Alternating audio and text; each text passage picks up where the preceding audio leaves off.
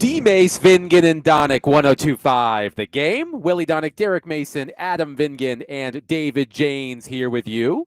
We are live inside the Circa Sportsbook, Kentucky, easy for me to say. It's been a few days since I've been on the air, so shaking off some of the cobwebs, I suppose. But we are live at the Circa Sportsbook, Kentucky, inside the Mint Gaming Hall. David Janes is back at the Busy Bee Plumbing, Heating, and Air Conditioning Game Nashville Studios, home of the $99 yearly Beehive membership, where the buzz is always about great service. We will get to the Tennessee Titans. They lost again. Do we have to? Hey, we got to talk about them. We will get to them. We do have to talk about them. Good. Yes.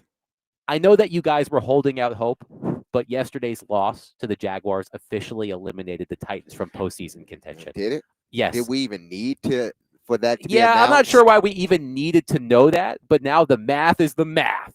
So if you were holding out hope that the Titans could somehow make the playoffs, I'm sorry, those dreams have been dashed. But we will get to the Titans later in the program. Teron Davenport, ESPN, NFL Nation Titans reporter, will join us at 4:40. But of course, we have to start with Vanderbilt crushing the Tennessee Volunteers in Knoxville 45-24. And look, we all want to hear from Willie Donick first. So that's what we're going to do. But before we do that, I just have to make it known. Coach Willie has been banned from the program. I have taken Coach Willie. I have locked him in the closet. I have thrown the key into the bottom of the ocean like that necklace in Titanic. Coach Willie, Coach Willie is gone. Coach Willie is gone. I want pure, unbridled Willie Donick today. The regular season is over. We will get into Vanderbilt's CFP odds in just a little bit. But I want pure, unbridled Donick watching your beloved Commodores going to Knoxville and winning in decisive fashion. We all want to hear how you feel. Please take it away. I was really excited for them. I cautiously was optimistic that they could have a performance like that. I did not think that they would win by 3 touchdowns. I did have a feeling when the game was tied going into halftime that Vanderbilt had a chance to take control of the game in the second half because they got the ball first and they had really not looked sharp at the beginning of the game. So just to have a win like that after all of the game, like anybody who's watched Vanderbilt football as long as I have, can remember scores like 65-0, 58-14. I don't know. Your name was 56-21. Name the score it probably was had. Yeah, not good. Exactly. Not good. I've seen a lot of lopsided games, and I've seen some close games. Like my first game at Neyland Stadium as a sideline announcer, Vanderbilt was, I don't know, probably a 28 or 35 point underdog. Peyton Manning and Tennessee was really, really good. This was 1995. And Vanderbilt somehow scored on the first drive. They got a pass interference. They went in all of a sudden before the seats were warm. They went down the field, boom, boom, boom, a bad offense. I guess Tennessee was still asleep. They got up 7-0. But Woody Woodenhofer had a really good defense. And Vanderbilt led the game 7-6 for about 50 minutes. So it was a really exciting game. Tennessee finally broke through and scored late to pull it out. But that was kind of what you were seeing with Vanderbilt, Tennessee for a long time. Vanderbilt had to sort of catch Tennessee on a day where they weren't playing well. Vanderbilt would have to overachieve. The game was close. And inevitably, Tennessee would find a way to win that. Or Tennessee would just overwhelm Vanderbilt other times. So in this game, this is what I was most excited about. We all agreed. I threw it out to everybody listening to our show and said, do we all agree that there is no sneaking up? Vanderbilt sneaking into Tennessee, catching them on a bad day. None of that would be part of the narrative. It was the opposite. It was Diego Pavia got everybody's attention before the season started. It's a good Tennessee team, and they wanted nothing more than to spoil the party. It was a rocking atmosphere. And Vanderbilt still went in there and won by 3 touchdowns. That was really, really impressive. I'll say this, too, about the Vanderbilt fans. It's the first Vanderbilt-Tennessee game that I have ever seen where when Vanderbilt scored, you could hear Vanderbilt fans because there have been so many years where, first of all, Vanderbilt doesn't travel very well to start with, no matter what. But even down the road to Knoxville, there's a lot of years where, like, I don't think I'm going to go. It's probably not going to go well. So even in games that were close, you didn't hear that. But a lot of Vanderbilt fans went. And so I was excited for that. That shows me that they're building something. And so I don't know how it's going to go. We all know they're probably going to need the committee to take a new perspective and be thinking outside the box, change the way that they've looked at it for them to even have a chance. So I don't know if that part's going to happen, but there was a lot to be excited about that performance. That was memorable. They were the better team this weekend, and they've been the better team when you're looking at these two in-state rivals. Let's say that it's more rival, I think, to maybe Vandy fans than Tennessee would, want to convince themselves of it. But this whole season, I think Vandy has been the better team. I think they've had the better quarterback. And I'm not talking about just stats. That's not what I'm talking about. I think everything that Diego does, that's why I say he's the better quarterback. Is he the better passer? No, he's not a better passer than Aguilar. But he's the better quarterback because he's going to beat you several different ways that Aguilar hasn't shown. And not to say he can't do it, he just hadn't shown it. So if you've been watching this season and you've watched these two teams, I think Saturday was just, a stamp on who was the better team in the state of Tennessee this year. And frankly, who was the better team in the SEC when you talk about those two. I thought this game was going to come down to two blown opportunities for either team. I thought because the offenses were so good, it was going to be hard for defenses to stop high-powered offenses. That's the way it is in college football anyway. So I don't know why the committee even, go down that road as far as, did you hold an opponent to, X amount of points or whatnot. This league, as the NFL, is built on scoring points. Don't you think you had a bunch of teams out there stopping offenses? They wouldn't change, again, the rules for the offense. People come to see players and teams score points, not to stop teams from scoring points. And Saturday, I felt that it was going to take two stops for whoever to win. I was surprised that Vandy beat them the way that they did, but I wasn't surprised that once they got those stops in the second half, that's when I knew, okay, Vandy's going to take advantage of it. On the flip side of that, Tennessee had an opportunity in the first half. The old Vanderbilt couldn't overcome two interceptions. The old Vanderbilt couldn't do that. The new Vanderbilt, the Vanderbilt we see now, they can't do that. That was Tennessee's opportunity to go up 2 scores at least going into halftime. And they failed to do it on both interceptions. I don't think they got points on either interception. They scored on both. They scored on both. Okay, but they ended up coming back. But that was their opportunity to widen that game. And they didn't. They allowed Vandy to score. They were up 21-14? They allowed Vandy to score right before the half. Yes. And that right there took the game for Vandy. Had they not scored, I think it would have been a little bit harder. But once they scored, it became Vandy's game to me. There was one play that happened early in the game, to Derek's point about old Vanderbilt, and Willie can speak to this as well. Junior Sherrill's fumble that is recovered by Cedric Alexander. I thought that if Tennessee would have recovered that fumble at the time of the game, I'm like, oh no, this is bad. But Alexander jumps on the fumble, 2 plays later, runs it in, 30 yards out for a touchdown. That was a huge momentum swing, I thought, as well. Of course, we want to hear from Vanderbilt fans today, 615-737-1025. Flex, people. I want to hear from Tennessee fans, too. You're darn right, Derek Mason. I especially want to hear from Vols fans today because a lot of y'all were talking smack in the text line last week. I want to hear from those Vols fans today. 615-737-1025. Our phone and text lines are driven by WilsonCountyHyundai.com. Vanderbilt's 45 points, by the way, the most the Commodores have scored against Tennessee since 1923. So it's been a minute. And of course, we have to talk about Diego Pavia. As Derek said, 2 interceptions in the first half. It was reminiscent of the game against Alabama, but Diego Pavia shook it off. He was outstanding in the second half, completed 8 of 11 passes for 800. Excuse me, 800. That would have been amazing.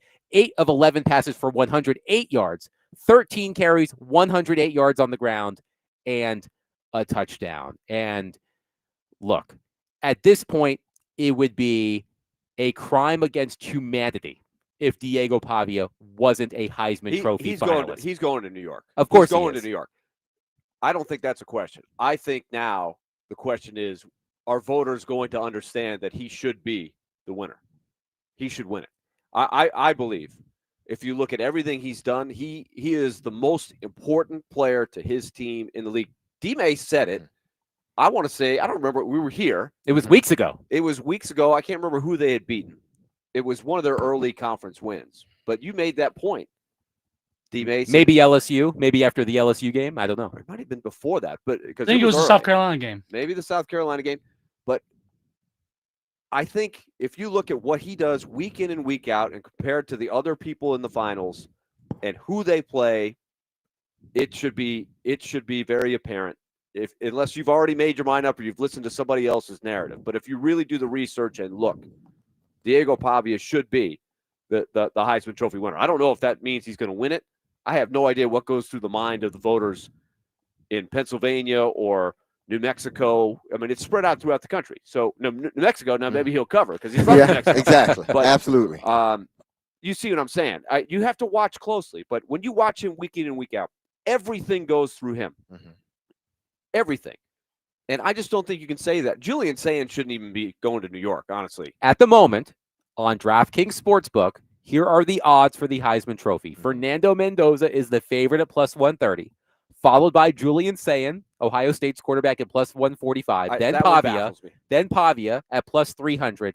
Jeremiah Love at plus 2,200. So it's a 3-person race at this point. Yeah, the Ohio State quarterback, at least, I mean, if you put a good quarterback on that team, I'm not going to say any quarterback, but if you put a good quarterback on that team should go 12-0. If you put Diego on that team, they're going 12-0. If you put Mendoza on that team, they're going 12-0. Yes. If you put what other good quarterback? The kid at Texas Aguilar or Reed. Marcel Reed. Marcel. You put Marcel Reed on that team, they 12-0. That doesn't. Julian Sayin is a really good. No, that's what I'm saying. He's really a good player, but when you start he's comparing him to Diego, I don't think it compares. No, it's just this is the Heisman Trophy. Okay, Julian Sayin is a great quarterback, but he has got the keys to a Ferrari, man. Like, you can't go wrong on that team, and there's been no drama. They're so good. Why is he the best player? He's not their best player. Mm-hmm. Do you know? He's not even their best player. No, Urban Meyer said this at halftime of the Ohio State-Michigan game. So the stats haven't changed much. You know how many passes he had thrown at halftime in the first 11 games? How many passes he thrown in the fourth quarter? Adam can't say because I already told him. And I got it. And exactly he got it right. By the He way. did get it right. How many passes did he throw in the fourth quarter of every game on average? No, total. Total passes thrown in the fourth 12 quarter. games, fourth quarter. 40, I would say, probably 62. 25. 25. I was at least giving him in 11 games. I wanted to give him 4 per 4 quarter, but now it's like, let me bump that up some more. You're giving him too much credit. The answer why is obvious. They're already got the game in the bag. Yeah. They've not been behind in the fourth quarter one time. You can't win the Heisman Trophy. Wow. When that's the case. And he only threw his hold on. He threw the ball 4 times? 24 times. 25 times in 11 games. So that's basically 2 per game. Yeah. Wow. Because they're way ahead. They don't have to throw it. Yeah. Or he's out of the game because they're blowing up. They haven't had to come back. Diego Pavia, think about how many times Diego Pavia has had to do it with the game on the line and go win the game in the fourth quarter. Mendoza is a trickier one. I still say Mendoza to me has only had to play. There's only been about 3 games that were in doubt for Indiana, and they won all 3, and he was dramatic in those 3.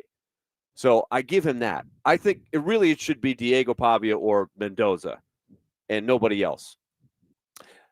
That's just my opinion. I mean, again, obviously Sand's going to be on there, even though I don't think he's the best player on the team. I think Jeremiah Smith is the best player on the team.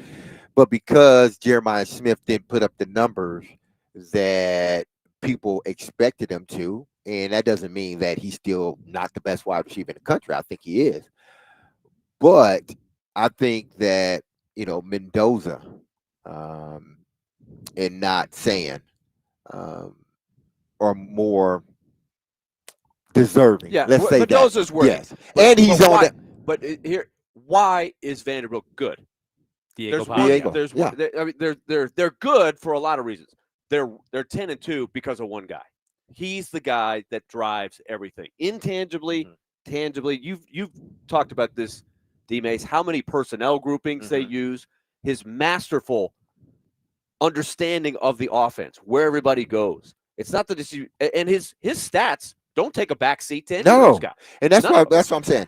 He has been able, and this is why Vanderbilt should be doing whatever they possibly can to make sure he has enough momentum going into Heisman Trophy, or going into that day, because what he does for everything that you ask a quarterback to do, just look at the stats. If you want to just go by the stats, his stats stack up against all those quarterbacks that are there. When you add the rushing stats, exactly. Especially. But no, when you add the rushing stat, that tips it over. The stats are still good. Yeah. The passing is 70-something% completion. When you add in the rushing, that tips the scale for me. Why? Because they did the same thing last year with Travis Hunter. What tipped the scale for Travis Hunter? Not that he played defense. It was that he was able to play both offense and defense. That's what tipped the scale. That he was the best player on a okay team. Diego Pavia is the best player on a very good team. Let's talk degree of difficulty for a moment. Let's focus on the game on Saturday. Diego Pavia had a target on his back going into Knoxville because of the comments he made in the offseason to bust him with the boys. Vanderbilt's about to run the state of Tennessee. I remember early in the game, a Tennessee player gets injured. ESPN cuts to commercial. But before they do, there's like a 3, 4, 5-second pause. And all you can hear, because the announcer's like, we'll be right back. And there's like a 4 or 5-second pause. And all you hear is, F you, Pavia. F you, Pavia. Except, of course, they're not saying F. They're saying the actual word. So Diego Pavia had the target on his back the moment he stepped foot in Knoxville. Diego Pavia was the first SEC player with 250 pass yards and 150 rush yards in the same game since Jaden Daniels in his Heisman winning season.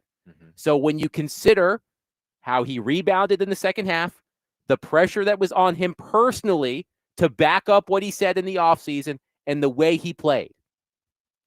And I said this last week. I held back because they needed to win this game for me to really make this argument that he should win it. Like, if he had a dud and the storyline today, I had this thought as that when they were down 14-7 and he had thrown 2 picks, I'm thinking, okay, how will the season be remembered if they end up losing this game?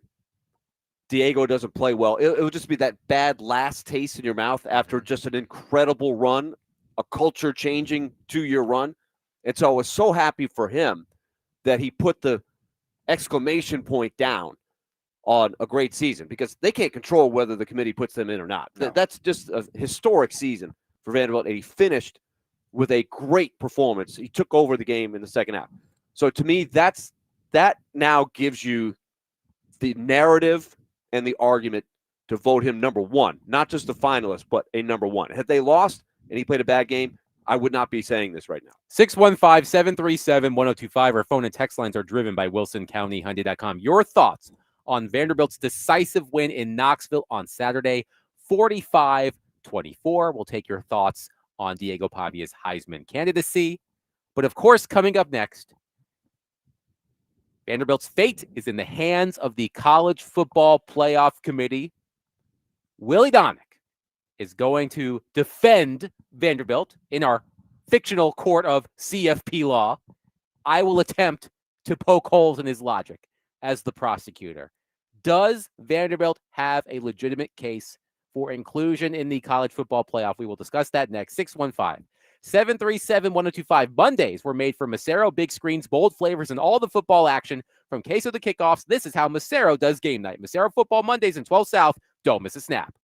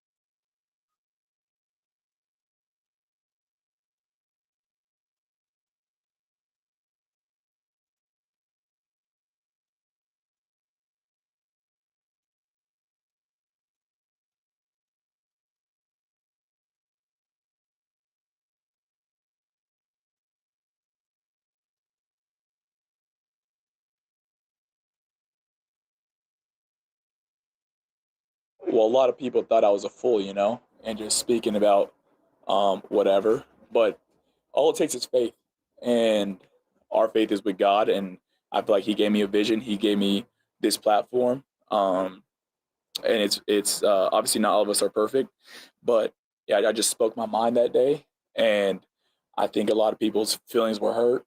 But it felt good to obviously come in and back it up. Obviously, if the score was different and we were on the opposite side, I would have been getting a lot of hate right now. So it's two-sided. It's how you see it. I'm just glad that our team was able to win today.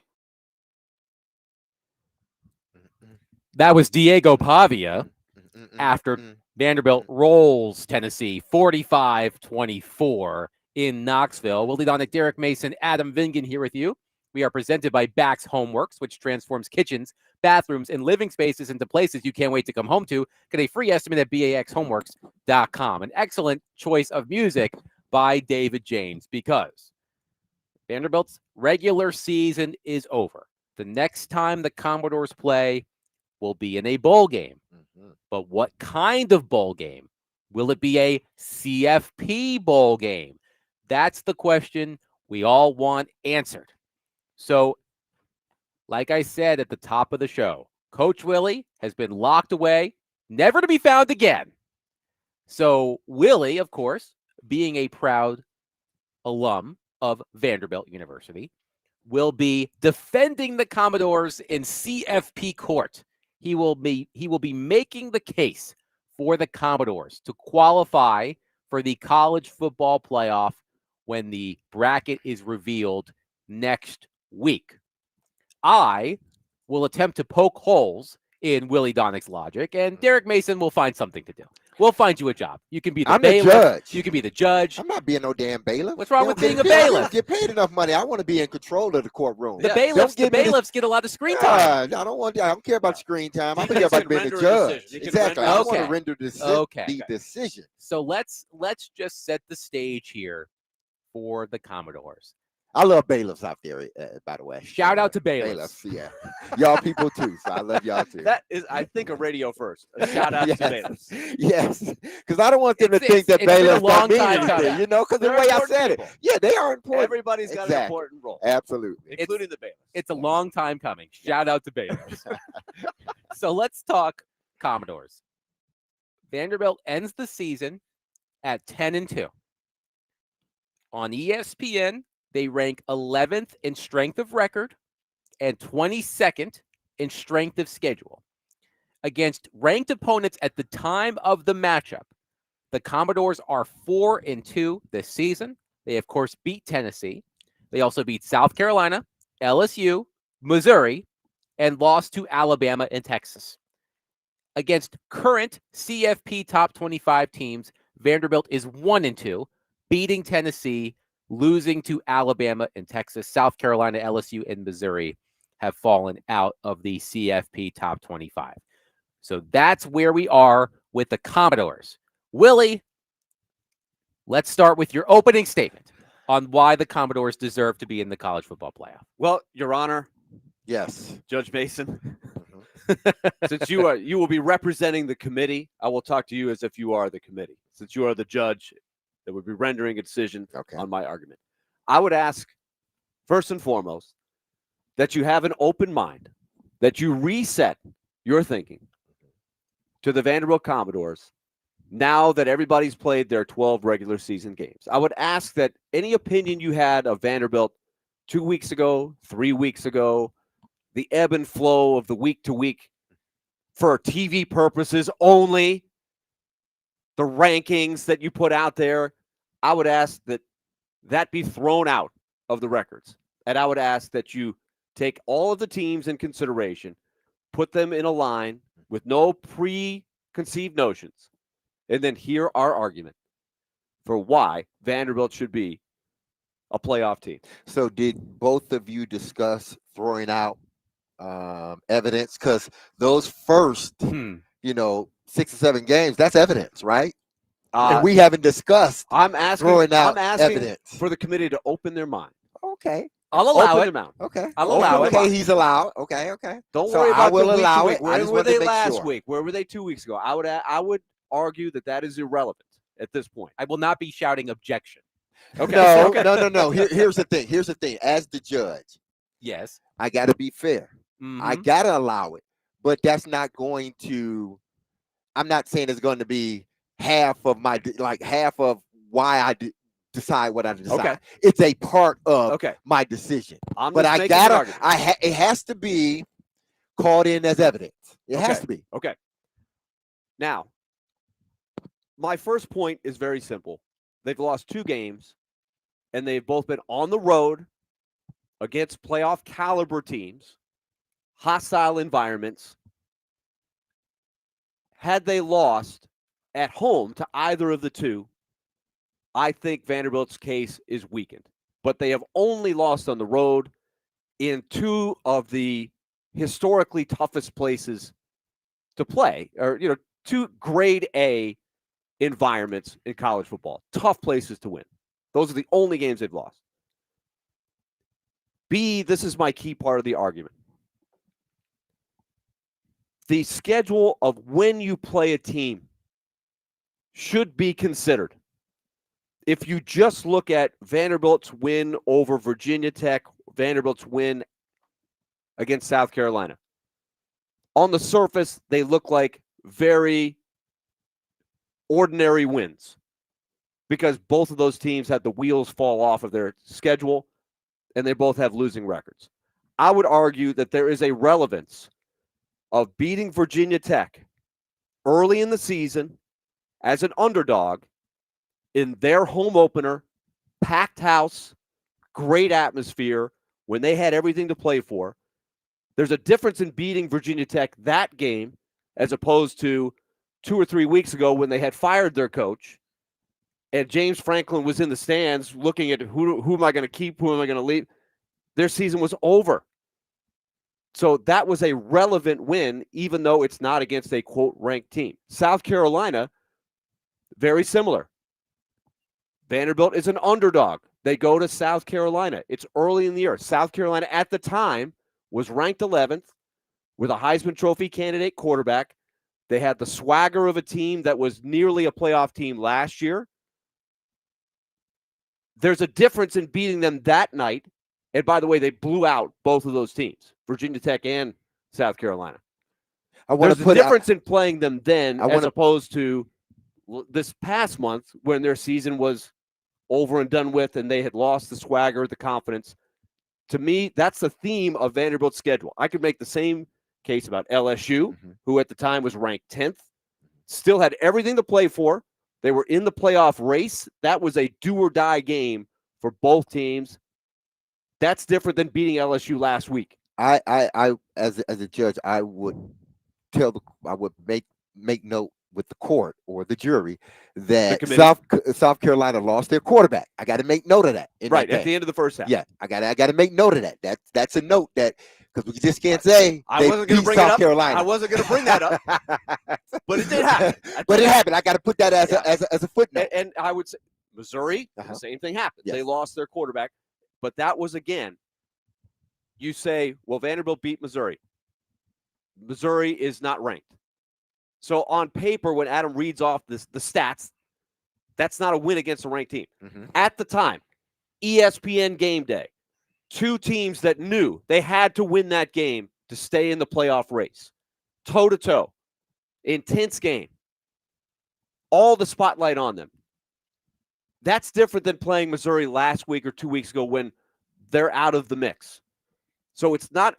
So I do argue that when you play a team, Vanderbilt's schedule goes from a very good schedule. And Adam, what is their current, with all things considered, their current strength of schedule? Vanderbilt is 22nd in strength of schedule. 22nd. I would say that when you look closer, that was a tougher schedule. Now, the preseason strength of schedule was number 2.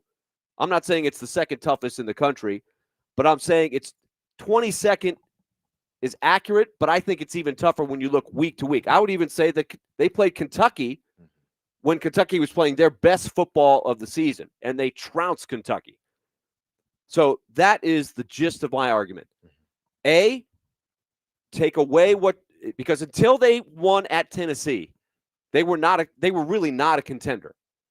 So I would ask that wherever you saw them in the last 3 or 4 weeks is not relevant, but now that they have put their record in the clubhouse at 10-2 in the SEC, only 2 losses on the road to playoff caliber teams, and when you look closer, they have played the rigors of the SEC schedule. Mm-hmm. And when they played those teams was on the tougher edge. I think that should put them ahead, especially when you consider the strength of schedule and the week in and week out rigors of Notre Dame, BYU, Miami, and some of these other teams. And I have to be a total SEC snob here because I'm basically asking the committee to put a ton of teams in for the SEC. That's my argument. And I don't know if politically they're going to be able to do it. I think that's going to hurt me. But I'm asking as an SEC snob to consider Vanderbilt the way you would consider Georgia, Alabama, Tennessee, Texas, Oklahoma. The brand, you have to take away that Vanderbilt is the underdog and the unusual guest in this. Because I would argue that on a given year, if Alabama were 10-2 with the exact same schedule, you would hear they would be in. I think they would be in. They would have been ranked higher going in. I would ask that the committee and Your Honor, Derek Mason, throw out the brand bias that clearly exists historically in college football in general, but especially with Vanderbilt. I rest my case. We are going to take a recess. A recess. A recess. 2-3. Do you have a gavel? Recess. Do you have a gavel? There we go. 2-3 minute recess. We will be back. Everybody rise. The judge is leaving. Everybody rise, damn it. The judge has to go to the bathroom. 615-737-1025. You heard Willie Donick's case. Tell us what you thought of Willie's opening argument. 615-737-1025. I will represent the prosecution coming up next. I will say Willie Donick made an incredibly compelling case, but I will attempt to poke holes in it. Coming up next, 615-737-1025. Tonight on Totally Hits 93.3, catch MTSU men's basketball as the Blue Raiders take on UAB at 6:30. Coverage is also available on the Totally Hits Nashville app and at totallyhitsnashville.com.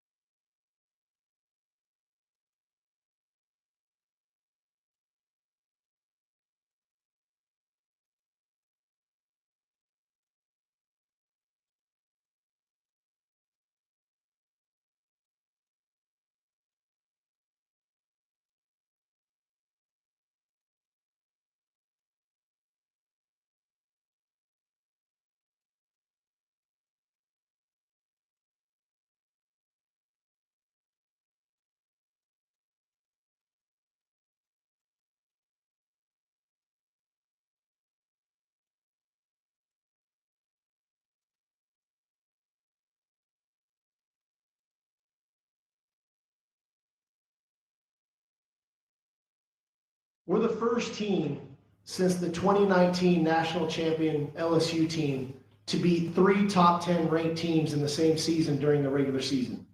So let's just chew on that for a second. There's been a lot of great football teams that have played over the last 6 years, but we're the first team since LSU to beat 3 top 10 ranked teams in the same season during the regular season. Okay? I think we have the number 5 ranked toughest schedule in the country. We've played the number 1, the number 3, and number 4 ranked teams in the country. Okay? We went on the road to Ohio State in week 1 and lost to them on a 1-score game when we have the ball at the end of the game. We outgained them by nearly 200 yards, and no one else has been close to a 1-score game against them. But I think more importantly, it's the message that what do we want to send to the head coaches and the athletic directors around the country? Do you want us not to schedule Ohio State? Because if we're a 10-2 team right now, this isn't a discussion. We're in the playoff. That was Texas coach Steve Sarkisian after Texas wrapped up its regular season with a win against previously unbeaten Texas A&M. Willie Donick, Derek Mason, Adam Vingan here with you. A passionate defense of Vanderbilt by my esteemed colleague, Willie Donick. But I will attempt to poke holes in some of that logic. By the way, Derek, you're looking great. Thank you. Beard looks great. Judge Thank Mason. Thank you. I appreciate it. I'm not above flattery. Hey, flattery. Listen. Oh, that's why you threw that in there. Exactly. I thought that's what I thought you knew that. That wasn't from the heart. It was mostly from the heart, but also from my own personal Listen, gain. I say that should be stricken from the in this record. courtroom, flattery gets you nowhere. Oh. Okay, nowhere. You say Let's that go. now. You say Contempt that of now. court. Order the Again. court. Order the court. Contempt of court again. Okay. Okay. All right. Fair enough. So, Mr. Donick made a great case for Vanderbilt. He loves Vanderbilt. I think a lot of people agree here with what Willie Donick had to say. In Vanderbilt, there are a ton of teams on the bubble in the college football playoff. BYU was there. Notre Dame is there. Alabama, Miami, Texas. A lot of worthy teams on the bubble for the college football playoff. Here's where I think Vanderbilt's case gets a little flimsy. The first is Vanderbilt lost to 2 other teams on the bubble. The Commodores lost to Alabama, and they lost to Texas. The Crimson Tide and Longhorns, I would argue, have stronger resumes than the Commodores. Alabama is 3-1 against current CFP top 25 teams, including a win at Georgia, which is perhaps the most impressive win of the season by any team in college football. Texas, on the other hand, also has 3 wins against current college football playoff top 25 teams. And as you heard in the clip, Exhibit A from Steve Sarkisian, Texas gave Ohio State its toughest game of the season. Are we going to penalize Texas for scheduling a tough non-conference opponent? I know that it's without precedent. A 3-loss team has never made the college football playoff. I certainly think Texas has one hell of a case. 12th in strength of record, 8th in strength of schedule, compared to 22nd in strength of schedule by the Vanderbilt Commodores. And the Longhorns, by the way, just knocked off, as I said, the previously unbeaten Texas A&M Aggies. So as much as I would love to see Vanderbilt in the college football playoff, I really would. I just think that there are other teams also on the bubble. Alabama is in the SEC title game this weekend.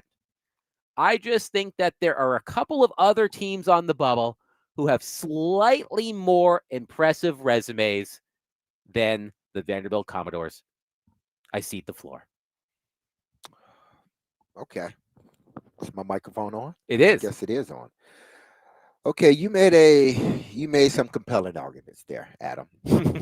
You really did. The 3-1 current record of Alabama against top opponents. I should point out as well Mhm. that Vanderbilt against current, I emphasize that, Mhm. Current CFP top 25 teams. Vanderbilt is 1-2. Alabama is 3-1. Texas is 3-2. And I will give you that. Keyword But current. Yeah, but I but emphasize the word current. That's why. The record show. But that's why, at the beginning of this case, I said, as a judge, I can't restrict or strike the first half of the season. I can't do it. That's unfair to everybody involved. Unfair to Vandy, unfair to Texas, unfair to Alabama.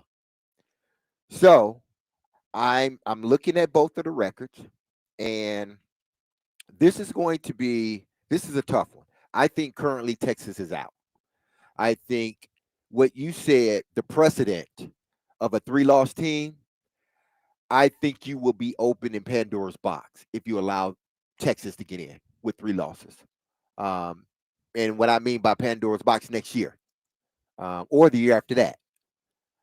I think there hasn't been enough 3-loss teams that have been in contention for a playoff spot. We haven't even looked at 3-loss teams when it comes to the playoff. The minute you lose that third game, it was over. We argued about, what was that, Alabama last year or a couple years ago? It was Alabama last year. Yeah. And that went back and forth. So as much as what you're saying, Adam, is correct, as a judge, and this is not a jury case, but as a judge, it's hard for me to get over the 3-loss with Texas. So with one of them being Florida. Yeah, one of them being Who's Florida, not a good team. and Florida's not a good team. I know we look at. I conveniently left that. Yeah, I know you. I know you did. I know you did. Your Honor, what about Florida? I got you, Willie. I got you. So the precedent hasn't been. There hasn't been another case where they've allowed a 3-loss team to get in the playoffs. Now it may happen when they go to 16 teams. But right now, as we're at 12, there hasn't been a case where a 3-loss team has been allowed to go into the playoffs. So that completely eliminates Texas for me. Yep. Now, as a judge, this is why there will be an appeal, I'm sure. I'm sure. Because Alabama hasn't played in a conference title game yet. They're 10-2. They would have, if they lose, they would have a 3rd loss. I get it, it's an extra game. But had they won the game, people would have counted that for them. But if they lose, it's like, no, that was just an extra game. So as a judge, I got to look at it as, hey, if you win, it helps you. If you lose, it hurts you. So with that being said, I know we will go back. We will be doing this again, I'm sure. But right now, I would say that Vandy has won this case. Okay. Drop the gavel. And I'm sure there will be an appeal. Look, it's hard to argue. It is hard to argue. Because Vanderbilt. It really to is. me, it's not about Texas. See, you would have won the argument if you threw another team in there. Well, but you threw Texas in there, and Texas, to me, once you had 3 losses on your resume, you were done. When you look at so here are the other teams that I'm looking at, other than Alabama and Texas. BYU, if BYU loses to Texas Tech, it's over for the Cougars. BYU would be a bid stealer. BYU, like in college basketball, BYU would win the Big 12. I still think Texas Tech would make the field. Notre Dame in Miami. This is where the brand bias comes into play.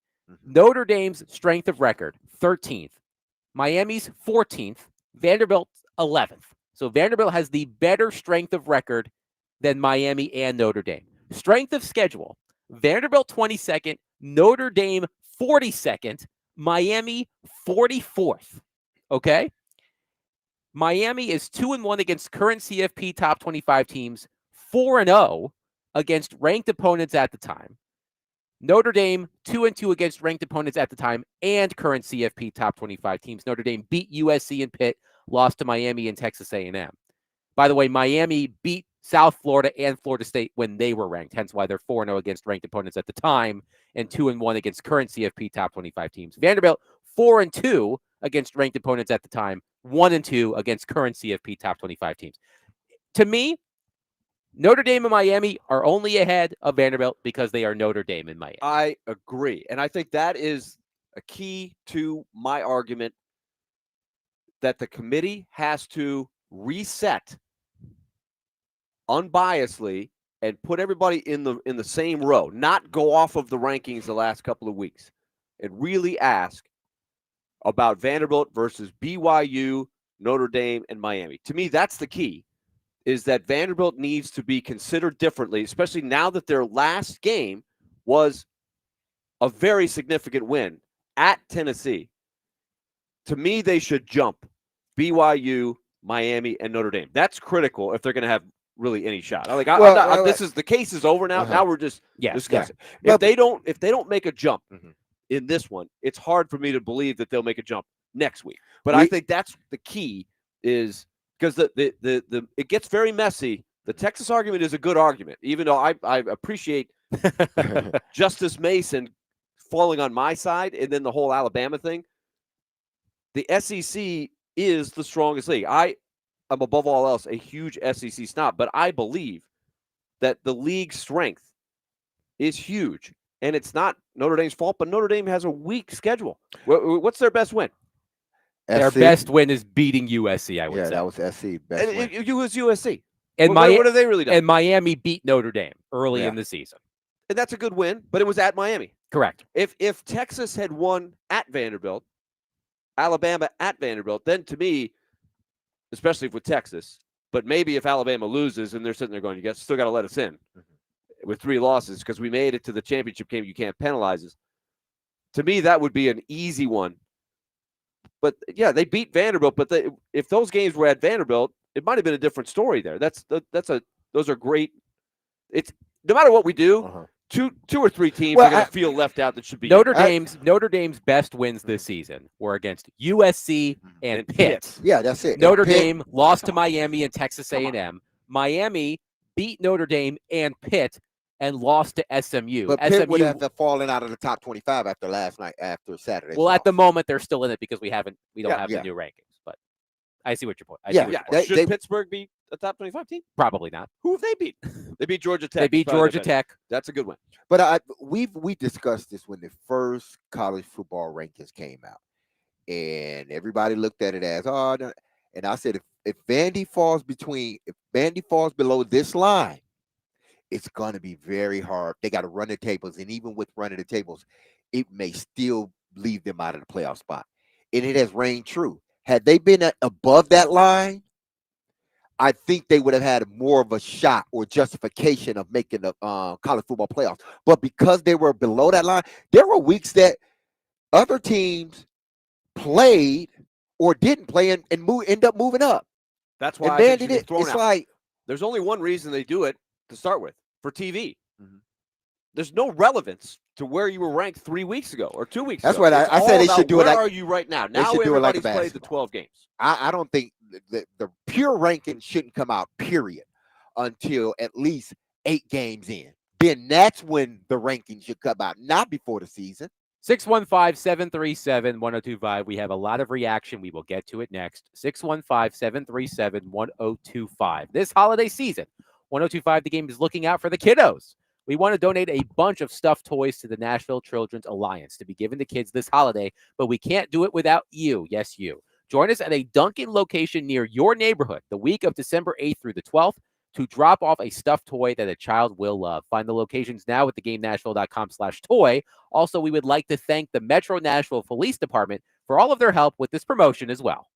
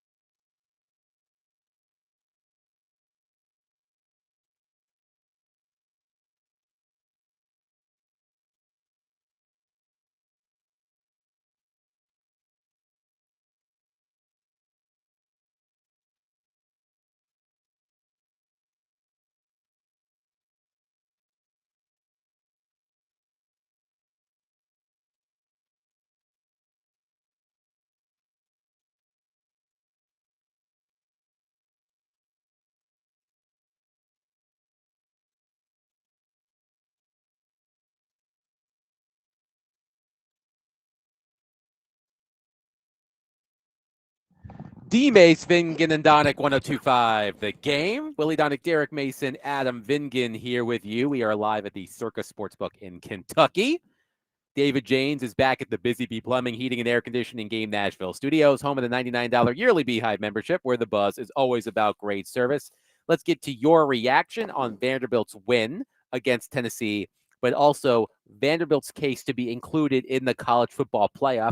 Justin in Greenbrier on our text line, driven by WilsonCountyHundy.com, says, Willie said it. Brand bias plays a huge part in all of this. If Vanderbilt had a Longhorn, Big T, blue and yellow stripes on that helmet, or even shiny gold, this is not even a conversation, and they are ranked higher, and they are in. Also, the teams that are no longer ranked are out of it, due in part to Vanderbilt beating them and knocking them out of the standings. Well, yeah, I mean, there's no, they're not trying to hide it when it comes to, this brand bias. Because again, if this was a 10-2, Alabama team or a 10-2 Texas team with the same resume, it could be the same resume, there would be more of a push to get those teams in. Hell, they would be in, if you ask me. But because Vandy doesn't have that sort of brand that those schools have, and granted, listen, they lost to Alabama and they lost to Texas, but if you watch that game, you knew it was much closer than what the score suggested. At least the Alabama game, the Texas game was close. But I think if that was a T or a Buckeye or an M, Wolverine, whatever that thing is on their head, if it was them, then I think like I said, they would already be in a college football. There wouldn't even be any argument. The argument would be, well, where are they seated in the college football playoff? Not, are they going to make it? Here's another point I want to throw out there. Again, to look closer, this will be the key. Look closer at each game that each team played. Sarkisian made a good argument. I would take a little weight off of their win over Texas A&M. You cannot tell me that Texas A&M at 11-0, sitting there going, we can lose this game 50-0, and we're still going to be in the playoffs. They could have rested guys. I don't think that win at home against Texas A&M carries quite as much weight as it would have if everything was on the line in that game. Here's one other point. These are all just nuanced things that probably all, let's be honest, they all have to go in Vanderbilt's favor for them to really be considered alongside of these teams. To overcome the brand bias, which does exist. LSU is 7-5. They're not ranked. LSU at the time was ranked 10th. You know who LSU has lost to this year? On paper, they lost to a 7-5 LSU team. I'm sure somebody in the country somewhere is saying, they beat LSU. LSU's 7-5. Okay, let's see. You think BYU or Notre Dame could have the record that they have if these are the games they lost? Here are the 5 losses by LSU: Ole Miss, Texas A&M, Vanderbilt, Alabama, Oklahoma. Those are their 5 losses. It's not like they lost to some non-conference team in the ACC. It's not like they lost to whatever. They lost to 5 big dogs. That's why they're 7-5. They're not bad. They were ranked 4th at one point. I mean, that's to me, that's life in the SEC. So that's my SEC snobbery saying right there. Let's go to Tyler on our phone line, who wants to talk to Judge Mason. Tyler, thank you for calling. Please go ahead. Yes, fantastic to talk to you, Judge Mason. You're the best judge I've ever heard. I was going to try to make a compelling argument here for Vanderbilt, as well as Willie just mentioned with LSU. You got great 5 losses there, but you could say the same for an Auburn team, Judge Mason. Look at how they lost to Alabama. I mean, if they could have caught the football and held on to it, it could have been a lot different than the Iron Bowl this weekend. If that call goes their way against Georgia or Oklahoma, mind you, another bubble team we're up against, right? Well, that's no longer on the bubble for most teams. But yeah. I have to say, I don't think Oklahoma's on the bubble. I think they are in. They've got to be in. they shouldn't be, because Willie, I was having trouble falling asleep last night, so I put on their offense, and they helped me out there. I might have to try that. As you got Vanderbilt, who looks amazing and fun to watch, so completely different there. And 17 of Oklahoma's 23 points came off turnovers against Alabama. So they've been putrid on offense, as again happened against LSU, as you mentioned, Willie. The game they should have probably lost if Van Buren doesn't throw that early interception at the 4-yard line and then be able to stick it in there late. But and Vanderbilt's got the Heisman. I mean, we got to bring that up. Like, how do you leave the Heisman Trophy winner, or should be Heisman Trophy winner, getting ahead of ourselves here, but out of the playoffs? I mean, Vanderbilt's a team that people should want to watch and cheer for. So, Judge Mason, that's my case as well, to go on along with the Willie there. Thank you for the call, Tyler. Yeah, the point about Pavia is an interesting one. I do wonder if that enters. It's really not supposed to, right? But it is entertainment. And so if you're like, oh, we got Notre Dame in there, man. They got the great fans. They got the gold helmets. Well, there is a certain amount of intrigue to watch the most exciting player in college football in the tournament. But is that a criteria? It probably shouldn't be, right? I'm sure it probably is. I mean, somehow, some way, they'll figure it out and try to add it into it. Could Diego Pavia be the Walter Clayton Jr. of the college football playoff? Remember Florida last season? Of course, Florida went on to win the national championship, but Walter Clayton was ice. He was clutch. And I'm wondering if Diego Pavia could fill that role for the Commodores in the college football playoff. You'll never know what kind of crazy thing he's going to do out there. Well, and that's why, to me, that team goes as Diego go. Again, Mendoza, if we're talking about the Heisman, Mendoza, I get it. And he's the best player on, many could argue they're the best team, but Ohio State's number one. We'll find out who's the best team this weekend when they play the Big Ten championship. But Mendoza, there's not much of an argument. But under that, man, you just can't convince me that the guys that have the potential of going to New York, that they are better players or more important players or the best player on their team than Diego Pavia is. There's no question. He is the best player on his team, and everything runs through him. That's why it's hard to kind of pick him over Mendoza, because I know a lot runs through him, and I believe he's their best player.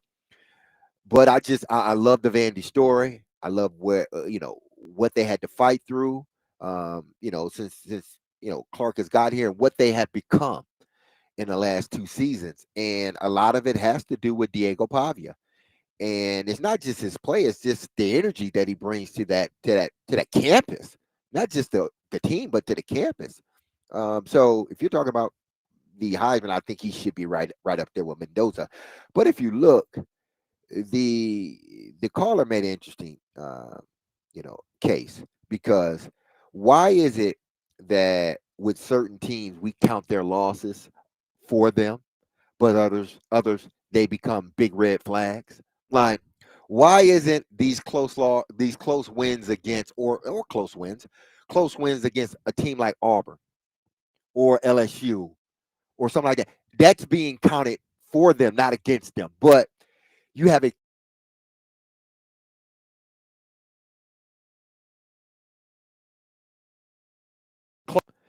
you count the Alabama game against them. If you watch the game, there was 2 plays in that game. That was at worst a 14-point swing, which it ended up being.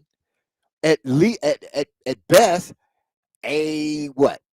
You figure a 6-point swing, 7-point swing, because if they score once and maybe they don't kick a field goal, or they kick a field goal, so a 10-point swing. So, but you count that against Vandy, and you probably watched the game. You're supposed to watch the game. You know that game right there wasn't a 2-score game.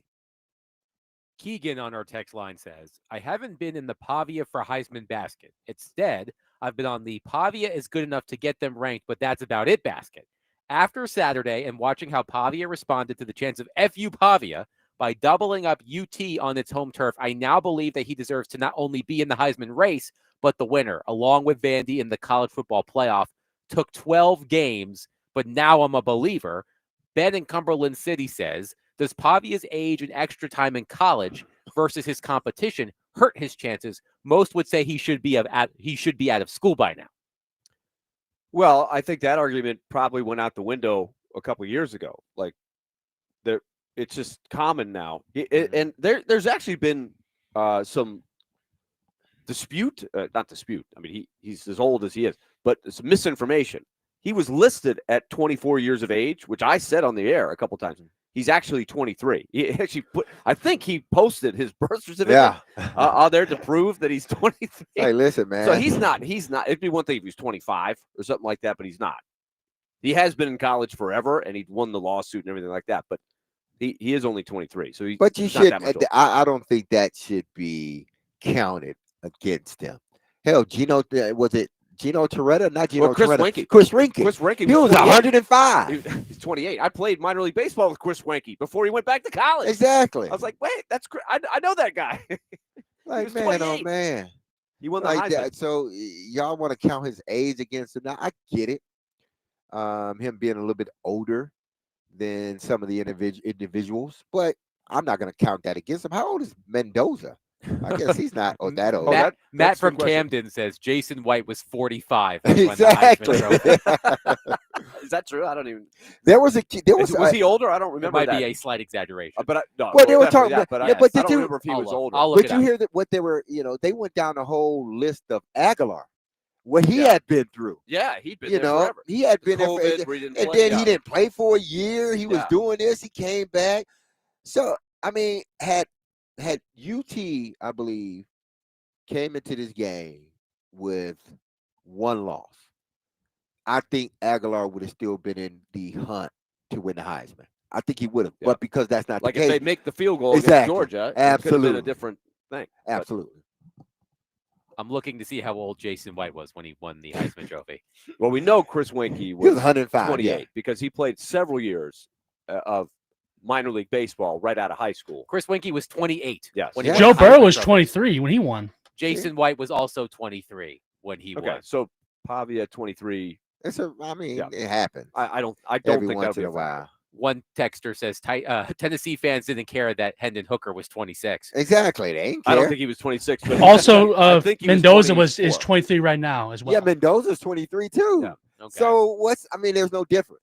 One texter says Vandy has killed the eye test the last 2 weeks. I know the rankings are for TV, but if they don't re-rack the teams each week, then they are not getting the best teams. Just spit out a ranking week 8 and move them up or down based on who loses in front of them, because that's essentially what they have done.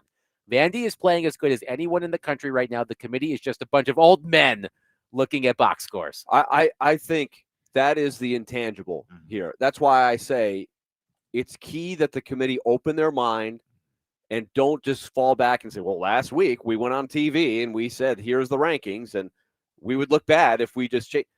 Vanderbilt does have momentum. Yes. I do think that they have, with the Pavia push, the win on Saturday, the way they've been playing, I think that carries some weight. That's been a big argument in favor of Miami. Miami has won its past 4 games with like a point differential of like 100. So Right. that's Who is that? understood, but I'm just telling you that's an argument that's being made in favor of Miami, that they've been playing well for the past month. They've been blowing out teams. And so who But- do they play Saturday? Are they in the ACC championship game? They are, but you know who is? 7-5 Duke. 7-5 Duke. Hell And yeah. Miami will be sitting back and have a good spot on the couch watching that game. Duke, Virginia. That's a great ACC title game. If Yeah. you And ask if me. Duke wins, they're in. That sounds like the If ACC Duke- basketball If title Duke game. wins Yes, at 8-5, That's right. they're in. Oh boy. 8-5, but that still wouldn't set a precedent, I don't think. Hey, if you can get in with 5 losses, But what I'm saying is, that's still you're still a division. Now they Right, may have you to won the change league. it. Yeah, They they may have won the to league. change it after that. But 7-5, if you win 7-5, boy, oh boy, you get oh in. man. And Vandy doesn't. Oh man, I think I'm gonna go up there. I'm gonna go see the committee, and we're gonna have a talk. Eli says Pavia is a 17-point difference against the spread every game, better than Lamar Jackson in his Heisman year. 1 onside kick away from the playoffs. Their offense would boat race Oklahoma. maybe on offense, but Oklahoma has a damn good Yeah. defense. Oklahoma has a Oklahoma good defense. defense, Oh, yeah. I'm not arguing against Oklahoma. No. Oklahoma is legit in the playoffs. I think they're going to make it. Georgia, one of the texters says, Georgia and Oklahoma both struggled to get wins in Knoxville. Vanderbilt went into Neyland and punched the Vols in the mouth. They're a top 10 team. Let them in. Well, that's part, I think, of the momentum and how it looks very different. Because I honestly think the committee wasn't even paying that close of attention to Vanderbilt. I think they were probably in their mind saying, well, if they finish out 10-2 and they win in Knoxville, then we'll get to them. I think they will look at them. Well, this is maybe wishful thinking for me, but I think they should look at them differently now as opposed to last week or the week before because of the weight of that win against Tennessee, especially when you consider Tennessee wanted to spoil Vanderbilt's season. It's how they beat They Tennessee. still got smoked.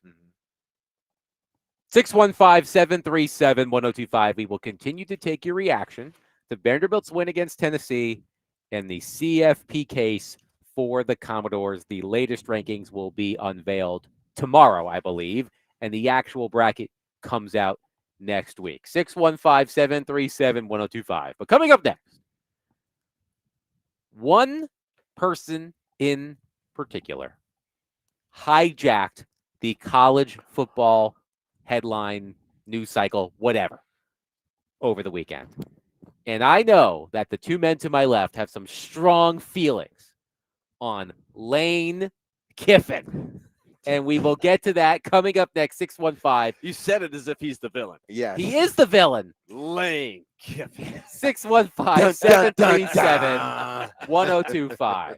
We will get to that coming up next. Willie Donick, Derek Mason, Adam Vingen. We are presented by Bax Homeworks.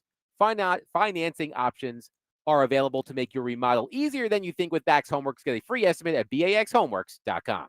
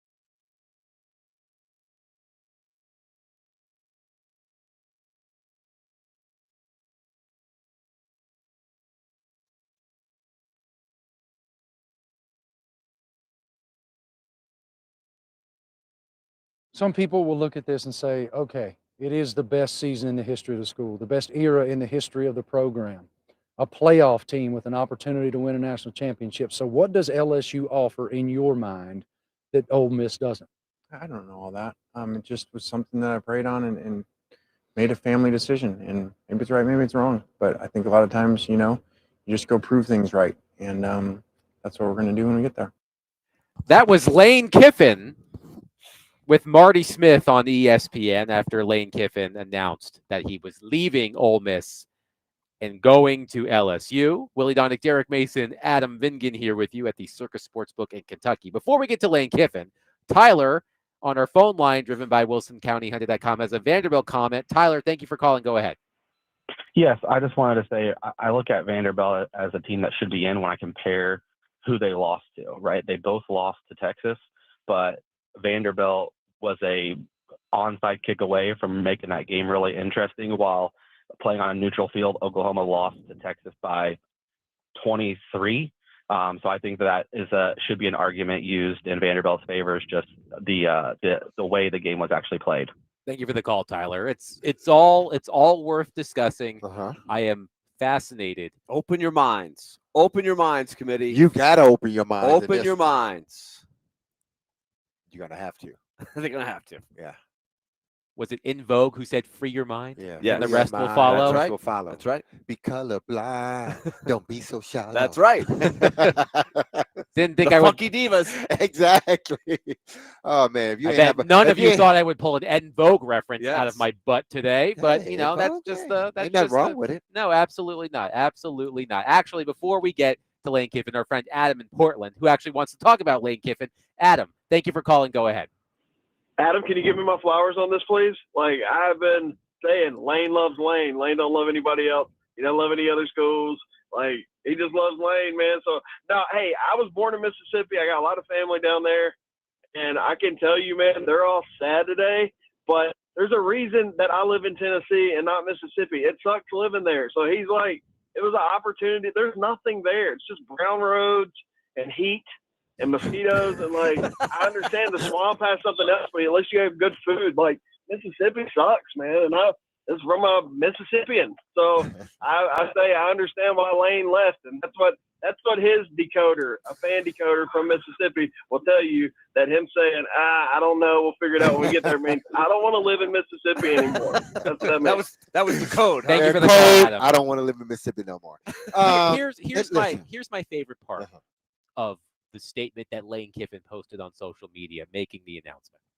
Quote, I was hoping to complete an historic 6-season run with this year's team by leading Ole Miss through the playoffs, capitalizing on the team's incredible success and their commitment to finish strong and investing everything into a playoff run with guardrails in place to protect the program in any areas of concern. My request to do so was denied by Keith Carter, despite the team also asking him to allow me to keep coaching them so that they could better maintain their high level of performance. Can anybody find the world's smallest violin for Lane Kiffin? Listen, I saw that and I rolled my eyes when I read that. Lane, you were the distraction. How can you guardrail them from yourself? You can't guardrail your team from you, Lane. Listen, the way he answered the question, why did he, and he said, I don't know. Like, there wasn't, like, you can't give us something like the smallest thing to say, this is why I chose to, go to LSU rather than stay at Ole Miss. You couldn't say, I wanted another challenge, or I felt, my time here had come to an end. It's, I'm on to another journey, and try to, win another championship or send another team to another championship. He could have said so many other things instead of saying, I don't know. And it's great that and I'm not making light of him praying. I'm not. Do what you do. I'm not making light of that.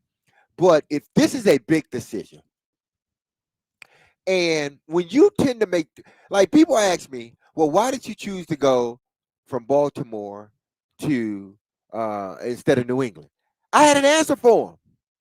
It was like, okay, this is what the answer is. I felt that my family, my kids, they would have a better growing up, in a sense, like schools and everything else, they're in Baltimore than they probably would have had. The diversity was better in Baltimore than it would have been in New England. You know, those were the reasons why I chose. And Baltimore was a good team. They still was a good team. So when you asked me that, that was one of my reasons. I gave you 3 of them. Now, there could have been more, and I'm sure I think back on it, yeah, there are more. But I was able to give you reasons like you decided to go to Baltimore instead of New England. Why? This is the reason why. You may not agree with it, but he came up and said, I don't know. You don't know. You could have just said it was the money, but that probably wasn't the case. The money probably would. Lane, you wanted to do it because that's what you wanted to do, Lane. That is it. The interview He with wanted to leave and go to LSU because maybe Adam's right. He didn't like to live in Oxford. He lived there for 6 years. Yeah, he got tired of it. I don't know. See, you probably wouldn't want to say that if that's really the Oh, case. of course you wouldn't want to say that. Yeah. There was a great video. There was a great video taken from the airstrip of people booing Lane Kiffin Yes, there and was. screaming obscenities at him as he was boarding the Lear jet to fly to Baton Rouge, which I got a kick out of. But go ahead, Will. That interview with Marty Smith was a pretty good interview. It was. I think Marty Smith asked the right questions. He wasn't a jerk or anything. He wasn't like throwing the microphone in his face or anything. But he asked, I think, the questions that people wanted to know. But it sort of exposed Lane Kiffin for who he is. And the thing that I can't get around is, and this is just how I see the world. Lane Kiffin was a coach at Florida Atlantic, right? When Ole Miss gave him the job, they pulled him up. Mm-hmm. He's done great there. I just think, and especially in the situation they're in right now, I would have so much trouble turning my back on the players that I had assembled for a special, special season. The most special season that Ole Miss has had in decades, 50 or 60 years, probably, right? And he would do that, and there wouldn't be any inkling in his mind, like, maybe let me just stick it out a couple more years. And this, if I'm good, I'll come back around again, and there will be other good jobs. Like, why is LSU the end-all, be-all that he's got to screw this team over, which is what he did. He has screwed his players over to go take a job that is a circus.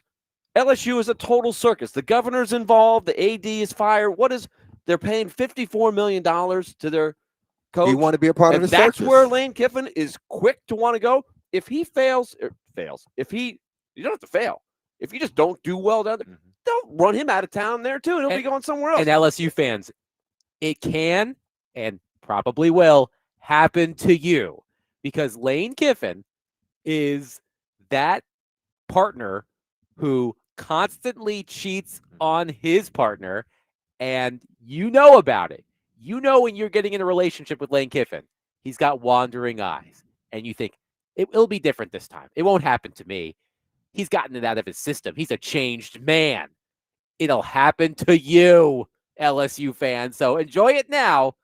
This is going to happen to you. But it's not even, to me, it's, and I understand, wanting to stay there. I'm not faulting Lane for, taking the job. Because, listen, obviously he took the LSU job because he felt, at least I would just assume one of the reasons, he felt that it was a bigger brand. He felt that, the pocketbooks was going to be a lot deeper in LSU. Football just means something different. You're talking about a program that has won national championships. So they're going to do whatever it takes. Not to say that Ole Miss wasn't, but they're going to give him every resource he possibly needs to make sure that team is successful. So if he wanted to, if you want to leave and for that, okay, fine. My whole thing was this back and forth, like just up front, just say, hey, listen, fellas, I'm taking the job, and, they're not going to let me coach. I just want y'all to know this.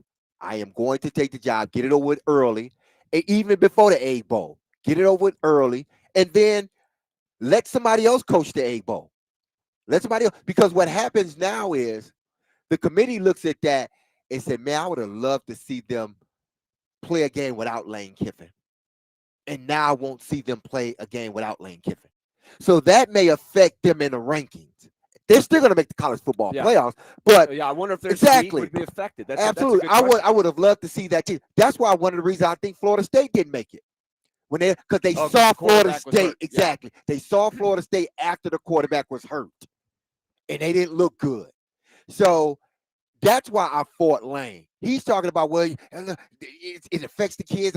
No, Lane, had you left before the Egg Bowl, then the committee would have been able to see Ole Miss go out and dominate, and it would have been no question on how good this team are. But you've put it in the committee's head now that, oh my goodness, now we don't know really what Ole Miss is going to look like now that they have a new coach. So I do blame that on Lane Kiffin. I just cannot, as a leader of a team, this is maybe Coach Willie coming out of me, or just that's Coach Willie. a guy that's been on teams, right? Mm-hmm. The team is everything. How could you walk out on your team that is having that special of a season? No, you're right. There's two things you do. A, you say, you know what? Life will go on if I don't take this job. I'm making good money. I'll be up. This could come up again next year, 2 years from now, and maybe a different move. But he can't help himself. The other thing he could have done is said, hey, LSU, you want me? I'll talk to you when Ole Miss's season is over. If I'm your guy, you can wait. But they ain't waiting. Okay, then fine. Waiting. Then I got to move on. Then I got to stay. I am staying with my team to try to win a national championship. I thought that's why you played, to try to win a national championship. They're going to be in the playoffs. You got a chance to win the national championship. I don't know if they would or not, but they could have a great moment or two that would be really special. But no.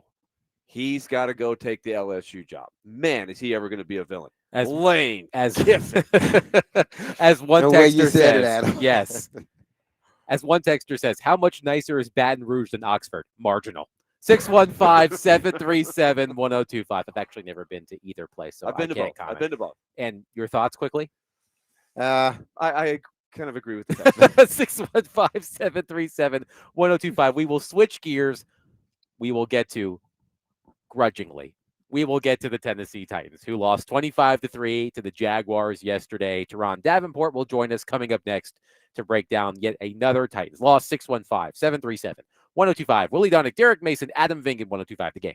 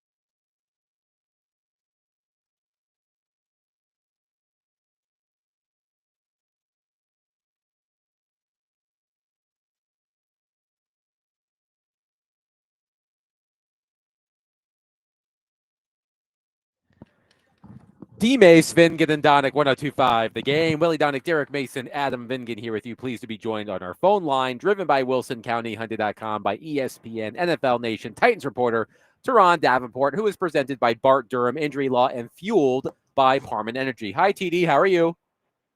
Hey, what's going on, man? Appreciate you guys having me. And, man, that cream, that intro music, every superhero got to have some. David Janes knows how to set the mood for Teron Davenport. So, Teron, this time last week, we were all feeling a little bit encouraged by what we were seeing from the Titans and Cam Ward. And then yesterday happened. So let me ask you this question as bluntly as I can. What the hell happened yesterday in this 25-3 loss to Jacksonville?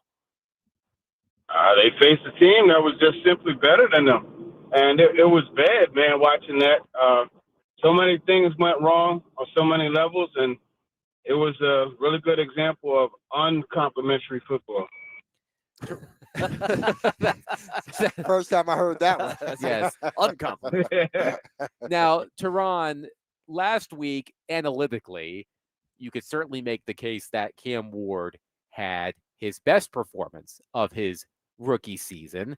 You could make the case that yesterday was the worst performance of his young rookie season. A paltry 3.7 yards per attempt. He had the worst EPA per dropback of the season. And I know that progress isn't linear. There are going to be ups and downs. But were you surprised by how much of a dip Cam Ward took this week compared to how well he played a week ago? I was surprised by how much of a dip, but then again, if you go back and you watch, man, Josh Hines Allen, ooh-wee. Wow.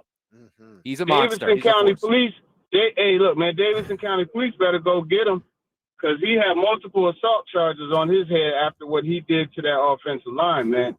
He was killing those tackles, killing them. And I think, that was a major contributor to just the way things went. I mean, because there wasn't time to set up, and Cam was always on the move, and it was just the process was rushed. It was bad.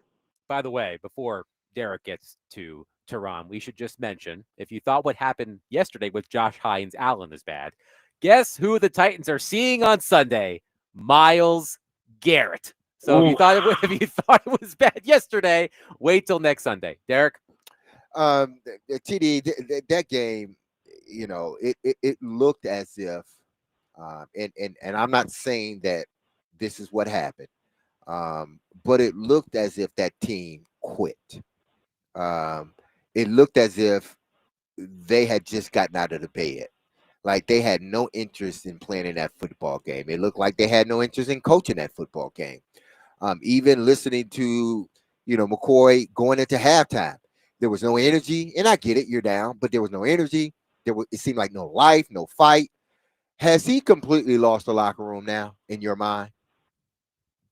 I don't know that he ever had it, right? Because, look, man, these guys, they're not stupid. They know what it is, right? They know that, hey, look, this guy's not going to be around at the end of this year, and it's just one of those things where guys know that it's just really just buying the time. So it's basically like how a class is to a substitute teacher. You know what I mean? So I don't think you could lose what you never had, to be honest with you.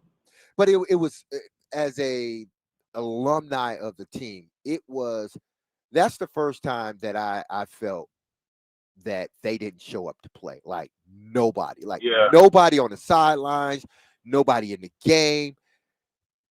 I was embarrassed because there's one thing to just not be good. And the Titans know they're not a good team right now. And I understand that. And I believe they will eventually get it right. But to look like a team that has no clue on what to do or don't want to be out there, that was the part that was disappointing. I'm not disappointed that they lost because I was hoping that they won. But watching this team, listen, they just don't have the talent necessarily to win games consistently. But you do have the effort to go out there and play it at a certain level. And I just think they didn't do that, nor did they coach that way. Yeah, no, that's a good point. And here's a good example, right? Corey Levin was blocking his behind off, man. Corey Levin appreciation comment right here. He was blocking his behind off on that first series, right? And Tony Pollard broke off some really good runs. He had 36 yards. They had 70 yards on that first drive, the 10-play drive. You know how many yards they had to end the game? 188. So it's just like, why get away from the run when it's working for you? And when you have a day like that, was a day. Matter of fact, Randy Jordan, you know how I catch the intros, like the walk-ins when the guys come in from, the parking lot. He said to me, he said, man, can we run the ball down their throat today? And I was like, that's more of a question for you than me. You know what I mean? And they did it the first series, and they just got completely away from it. And that's an example of the coaching being bad. You don't go away from what's working.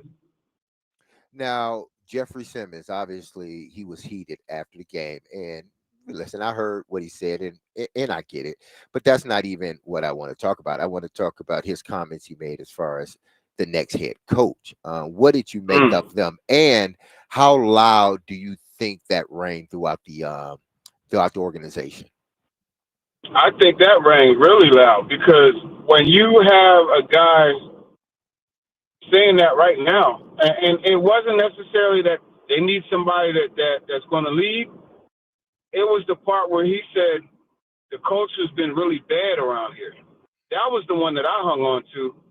I mean, he's not lying, but when you're saying that, it has a lot of weight, coming from your franchise guy. He's the face of the franchise from now until Cam Ward takes over.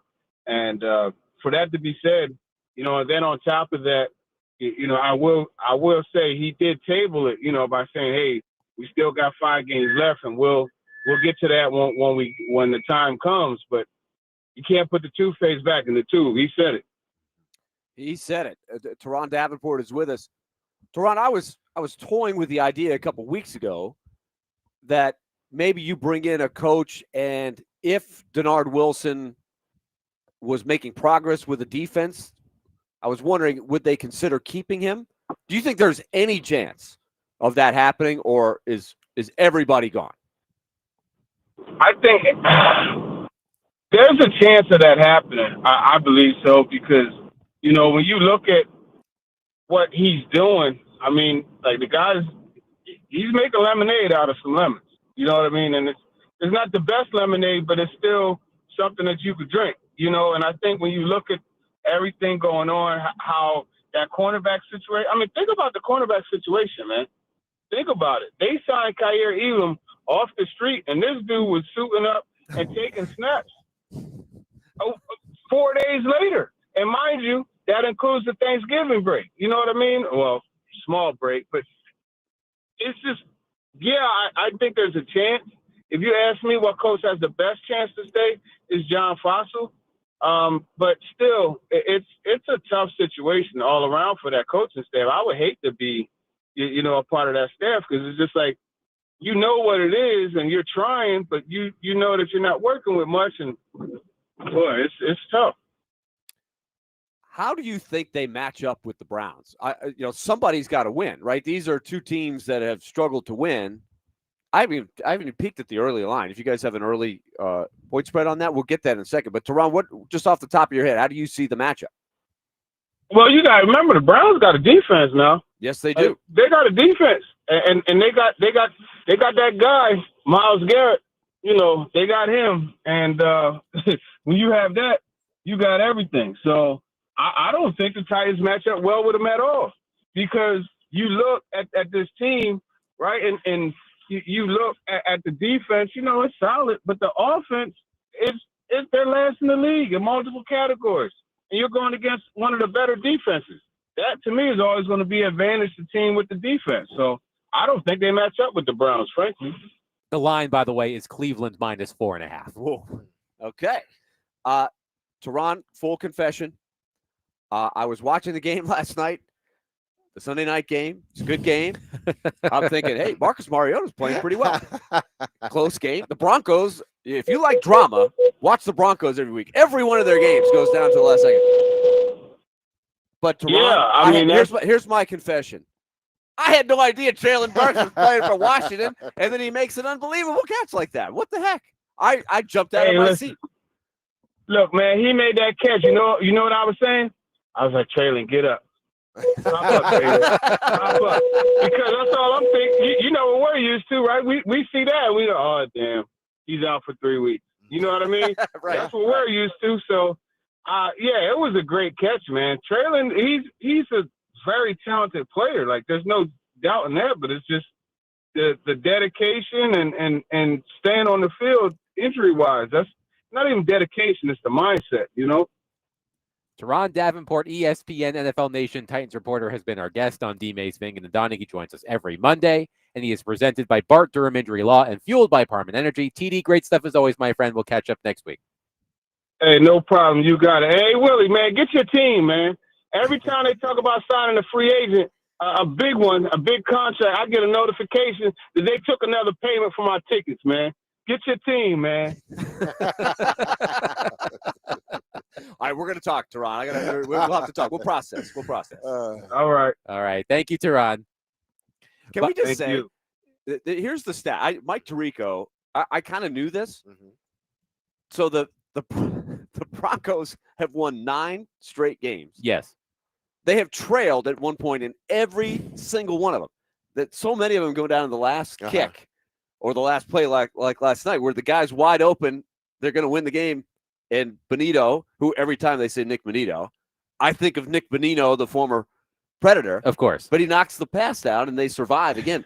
So they're 10-2, and they also had the game early in the season against the Colts where they had won the game. Yeah. They had won the game, and there was a penalty and gave the Colts a second kick. Yes. I can't remember, what was it? Did they rough the snapper or like they something along those leverage lines. or something like that? They got another. I think it was leverage. I'm pretty sure it was so leverage. They could have won that game.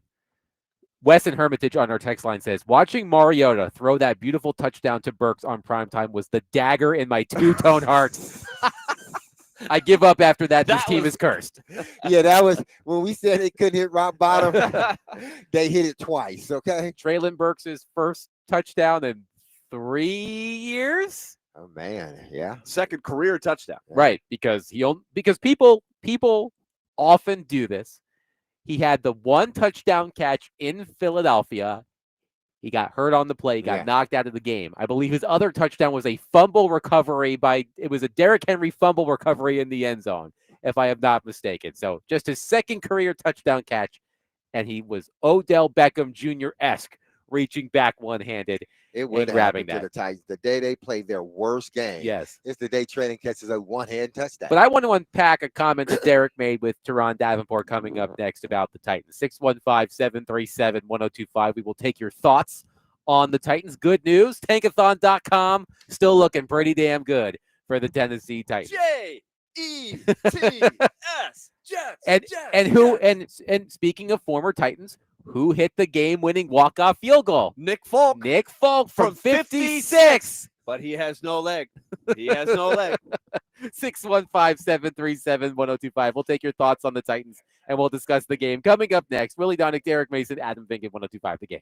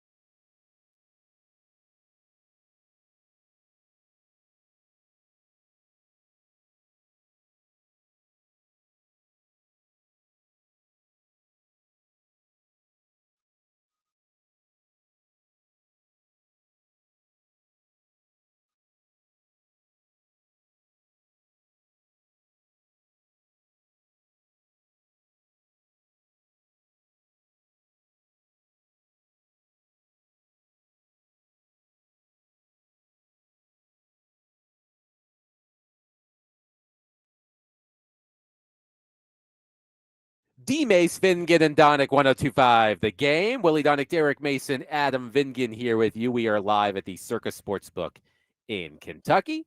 David Janes is back at the Busy Bee Plumbing, Heating, and Air Conditioning Game Nashville Studios, home of the $99 yearly Beehive membership, where the buzz is always about great service. All right. We delayed it as long as we could, but we do have to discuss the Tennessee Titans. Yes. The Tennessee Titans lost 25-3. I did not look at scoregami. I assume that is not a scoregami. I will look it up at some point. But Tennessee loses 25-3 to the Jacksonville Jaguars. We might need to check the scoregami though. We will. Yeah. Just to double check. Just You to don't double see check. Too many 25-3s. No. Right. But 25-3 was the final score. Cam Ward, coming off of what we all said was the most encouraging performance of his rookie season, laid an egg, just like the rest of the team, on Sunday. From the NFL, Ward's longest completion of the day went for only 16 yards, and only 5 of his completions went for double-digit yards. That left him without a touchdown while averaging just 3.7 yards per attempt, his lowest mark of the season. He also had his worst EPA per dropback as well for the nerds out there. So he went from arguably his best performance of the season to his worst performance of the season. And I hate to break it to you guys, but with the loss yesterday, the Titans have been officially eliminated from playoff contention. So I know you guys were holding out hope that the Titans would turn it around. Unfortunately, the Titans have been eliminated from playoff contention. They will also clinch at least a share of last place in the AFC South. But I want to go back to something that Derek said during our interview with Teron Davenport of ESPN. Derek, you said you were embarrassed by what you watched on the field at Nissan Stadium yesterday. You were a proud member of this franchise for a long time. So when I hear you say that you were embarrassed, because you don't use those words lightly. Willie and I, well, mostly me, I think, can throw away those words, can throw around those words. Willie can on occasion. We throw around those words willy-nilly, but when I hear you say it, that's a red flag to me. Watching them yesterday, and I explained to you guys this, and Teron on air, but off air. There's one thing to be a bad team, and we know the Titans are not a good. They know they're not. They just don't have enough talent, and the talent that they do have, it's young, so they're still developing that talent. But when you are not a good team, that's one thing, and you go out there and you play and you giving it 100%, or the energy's high, and like you've done many times this season. You played a hard game, but you're just not good. You're just not a good team. I can stomach that, and I think the fan base can stomach that. Hell, I think the people in the locker room can stomach that. We're just not a good team right now. We went out there, we gave it maximum effort, and you saw it. You felt that the energy was high, but we're just not a good team. I think everybody can stomach that. I think everybody around here can stomach that, including the people that are in the building. What people can't stomach is to watch their team, and it's an embarrassment. It's like you're looking for a team that is going to show some life, and this is a division foe. This is a rivalry, if you want to call it that. There's something about playing Jacksonville and Indianapolis and Houston Texans within your vision. I'm talking about just the teams within your division. There's something about playing those teams than it is any other team.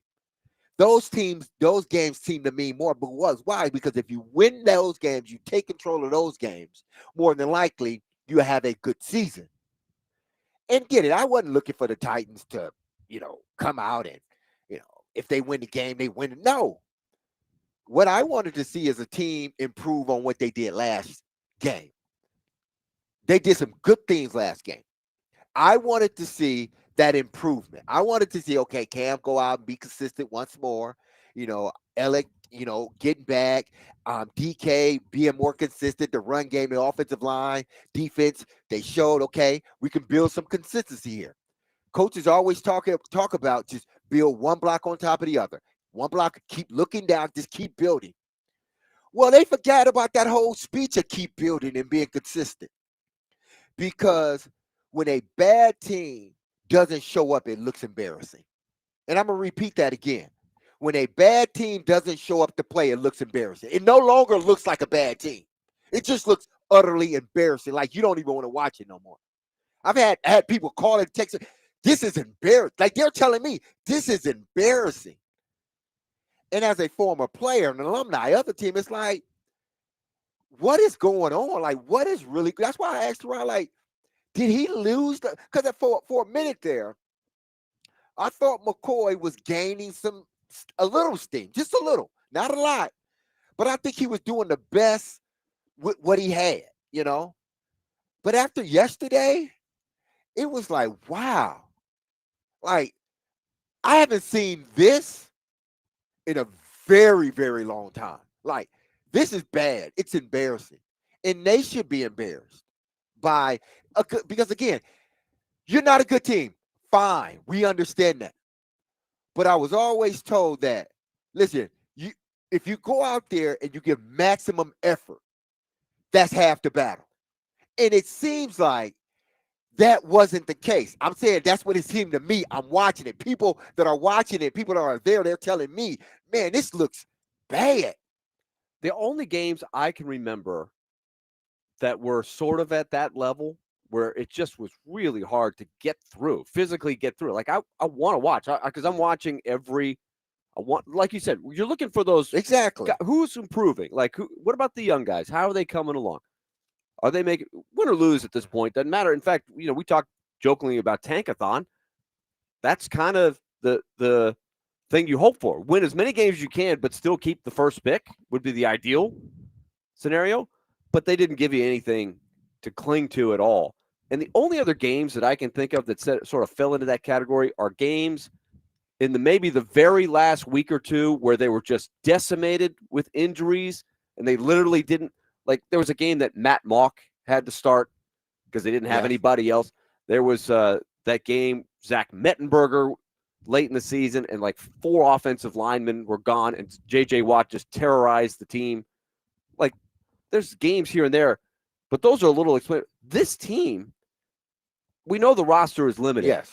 But they're not decimated by injuries. There are a few guys here and there. They're just it happens at this time of the year. Every team is having to pull guys out of the woodwork. That's how Traylon Burks has emerged on Washington, right? Guys get hurt. Guys, you got to pull guys in. Even winning teams, in some cases, have to find and dig for that extra guy. The Titans used to be masters of it when Mike Vrabel was in the heyday. But this is the nucleus, right? The Cushenberry was out, but other than that, you got Latham, you got Skoronski, you got Iamaner was active anyway. Don't say Latham. Don't even say Latham because I would just say starters. Yes, right? starters. Yes. But here's my thing. Jeffrey Simmons played a good game, but the bad play overshadowed his good game. He was disruptive. Yes, he was. Corey Levin did a good job, but the bad play, the embarrassment overshadowed stuff like that. So when I'm talking about this team being bad, I'm not saying that every player, like Jeffrey is Jeffrey. He showed why he was Jeffrey. He was disruptive. But the team was so bad and it's embarrassing, I can't even talk about Jeff and what he did. He was disruptive. I can't even talk about that. I can't talk about how Corey Levin did a good job, filling in for Cushenberry. It wasn't like I didn't think he wouldn't, because I thought they should have let Corey Levin remain a starter and let Cushenberry get some more rest at the beginning of the season. Levin played good. But you know what? And there probably are some other guys that probably did well. But the embarrassment overshadowed that.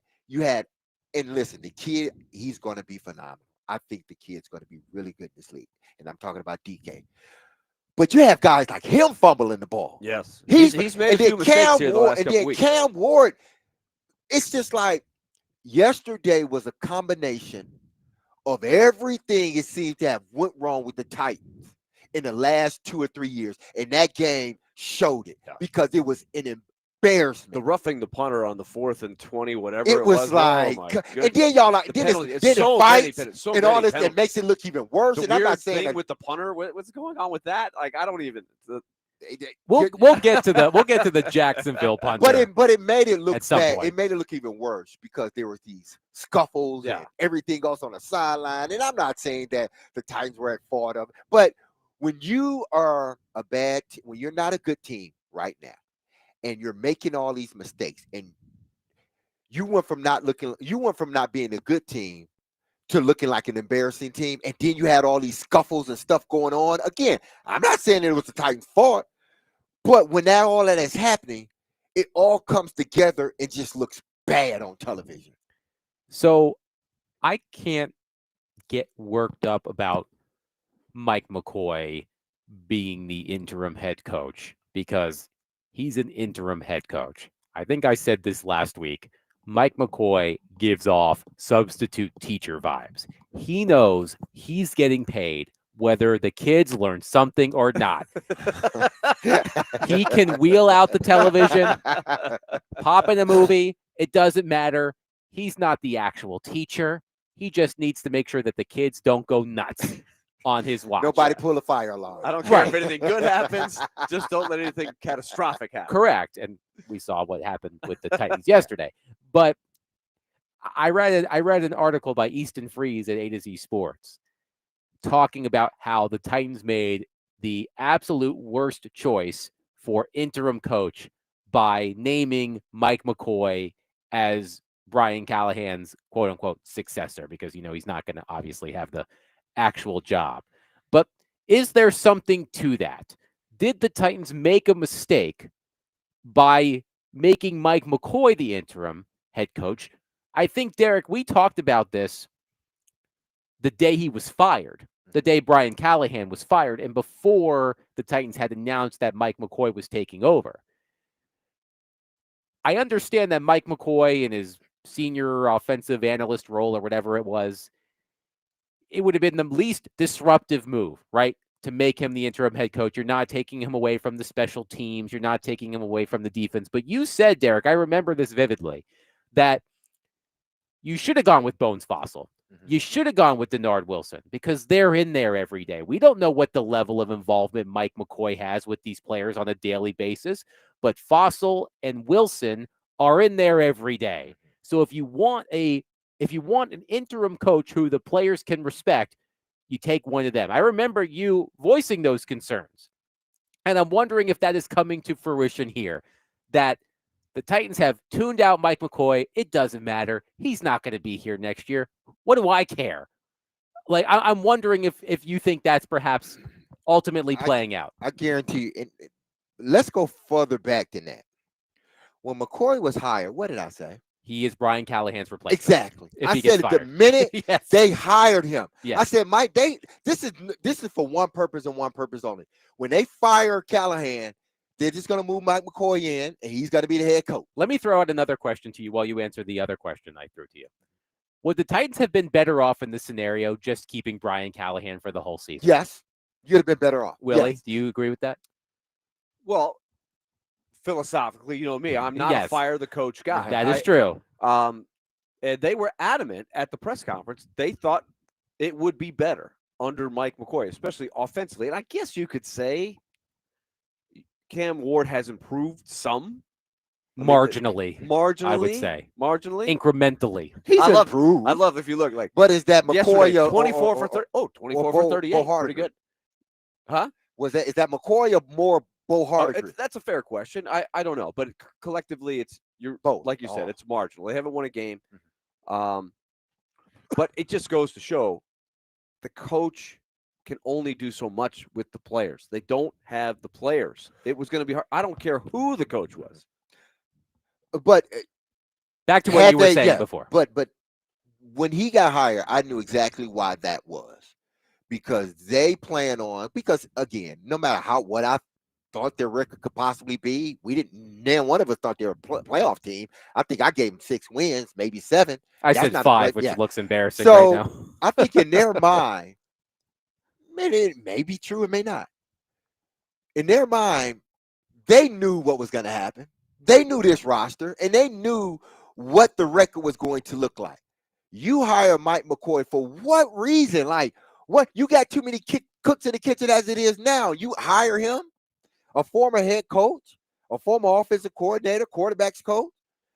So you hire him, and he's already on a hot seat, meaning Callahan. Oh, he's Callahan replaced. He's going to be the interim coach when Callahan get fired, and that happened. Now, here's what I want people to understand. When that happened, I said, yeah, I knew it was going to happen, but I said, listen, wouldn't it be better to hire either Bones or Denard Wilson, because they can have a pulse of the locker room. Yes. Those guys listen. He's interacting. Bones interact with all of them. And Bones has interim head coaching experience. He has interim head coaching experience. But Bones, he touches everybody because of special teams. That would have been the more logical decision, because I guarantee you this. Close to guarantee, let's say this. Close to guarantee. I don't know if that could be an almost guarantee. An almost guarantee that you would have heard guys come out by now saying, we want him as our head coach. I don't think the morale would have been lost. I don't know if it's lost now, but it seems like at that game, something's going on. It's questionable. But if Denard or Bones were the head coach, I truly believe, because those guys were in it with them at the beginning, like they're always in communications. I believe those guys would have fought harder for those two coaches than McCoy. And listen, I'm not blaming this on McCoy. I'm not. He was in a no-win situation the minute he took this job. He didn't have as much contact with the team that Denard Wilson would have had or Bones Foster would have had. He didn't have that. He was a guy coming in to sort of see what was going on, and then you make him the head coach, and he's really not connected to the players like that. To me, that may have been a mistake, but hell, it ain't like, keeping Callahan was going to win them any more games. So I think it was one of those mistakes where you can get over it, because it's not like you're keeping this staff next year or this head coach next year. You can get over it, hopefully. But I always questioned that, even when they made it, even though I knew that they hired McCoy ultimately to be the head coach. Why you just didn't go to Bones or Denard? They are in this. They've been in this. 615-737-1025. We'll take your thoughts on the Titans, a 25-3 loss to the Jaguars. By the way, that is not a scoregami. That score has happened 4 times before, most recently in October of 2021. So it had been a few years, but not a scoregami, unfortunately. Almost. 25-3, Jacksonville wins against the Tennessee Titans. We'll take your thoughts on that. 615-737-1025. We are presented by Bax Homeworks, which transforms kitchens, bathrooms, and living spaces into places you can't wait to come home to. Get a free estimate now at baxhomeworks.com.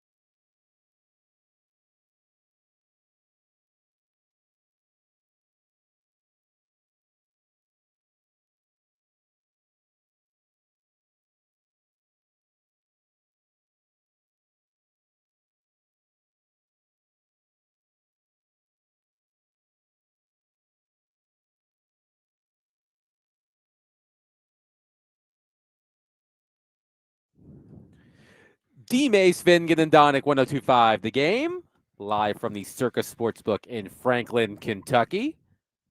Monday Night Football tonight. Do I even remember what the matchup is off the top of my head? It is the New England Patriots and the New York Giants. That's a big one for the Tankathon. It's a big one in the Tankathon. That's a big one for the Tankathon. Come on, Jackson Dart. Let's go.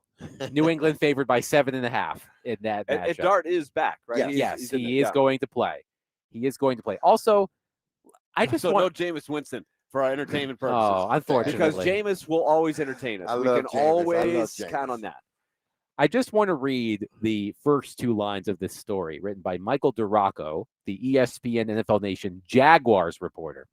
Quote, Jaguars punter Logan Cook allegedly saying he would kill Tennessee Titans running back Julius Chestnut during a skirmish in Sunday's game is normal trash talk between players, Jaguars head coach Liam Cohen said. Quote, I've probably heard that said, 100 times from players and games, so whatever, Cohen said Monday afternoon. Anyone ever threatened to kill you, Derek Mason? Nobody has ever told me they would kill me. And I don't think I've ever told somebody I'd kill you on the football field. I can't see Derek. It's not that serious. I've gotten angry on the football field, and I didn't went at some guys, and I didn't say the things I regret and shouldn't have said. I'd have been eating soap for a very long time. But I've never told nobody I'm going to kill you or them telling me they're going to kill me. And of all of the people on the Jaguars, of all the people on a football team who would threaten to kill an opponent, the punter, where would you put the punter on that list? Ahead of the long snapper? Right, it's a tight race. No slight to my man Craig Hendricks, because I know Craig Hendricks would have probably took a couple people down. Yes, no slight to him, but yeah, the kicker would have been the last person. Julius Chestnut implied that there was some creative, he mentioned there was a lot of things. Wouldn't he have just said? He said he was going to kill me. It's not that simple, is it? He made it sound like it was something more than that. Did he just walk up to him and say, I'm going to kill you? What? Did he say something after that? Did he say something before that? What? Because you saw him coming over. So did he say it as he was coming over? Or did he get in your face and say read the quotes from Chestnut. This is a mystery that I'm not going to take the time to solve because it's not that big of a deal. Chestnut, who blocked Cook during Titans returner Jim Dike's 47-yard return of a previous punt, said after the game he was, quote, just trying to play hard, and he came up to me and said he was going to kill me. So I don't know what made him do that. That was surprising to me. I ain't never seen nothing like that before. Well, Chestnut, I would say to Chestnut, jokingly, were you afraid? Were you really afraid that he was going to kill you? Yeah, that he was something was going to happen. Were you really afraid, or did you just say, "Yeah, whatever, man," and walk away? But they put this in the story. Yes, this is on the ESPN ticker thing. You know what? And I don't want to make light of things because I just don't. And I understand words do cause harm, lots of it. So I'm never going to take that and say it didn't mean anything. But what it's starting to look like, and because there was other guys coming out saying other things, and get it. Listen, I've been on football fields, almost half my life, and I've heard some things and whatnot, but I never took it serious, Yeah. As far as what you're gonna do to me, I've never taken once it's over with, I'm moving on. What this looks like from afar is, and I'm not saying that, Chestnut or Jeff or anybody else that said something, I'm not saying anything bad about them, but because you're only saying what was said to you. You're only relaying what was said to you when they asked you what was all the skirmish about? Well, Jeff told them what was it about, what it was about. But what it's starting to look like is a bunch of whining. It does, and I know that's not the case because again, I don't want to minimize words because they are very hurtful and they can cause people to do things that they probably wouldn't normally do. So I'm not going to say that, downplay it.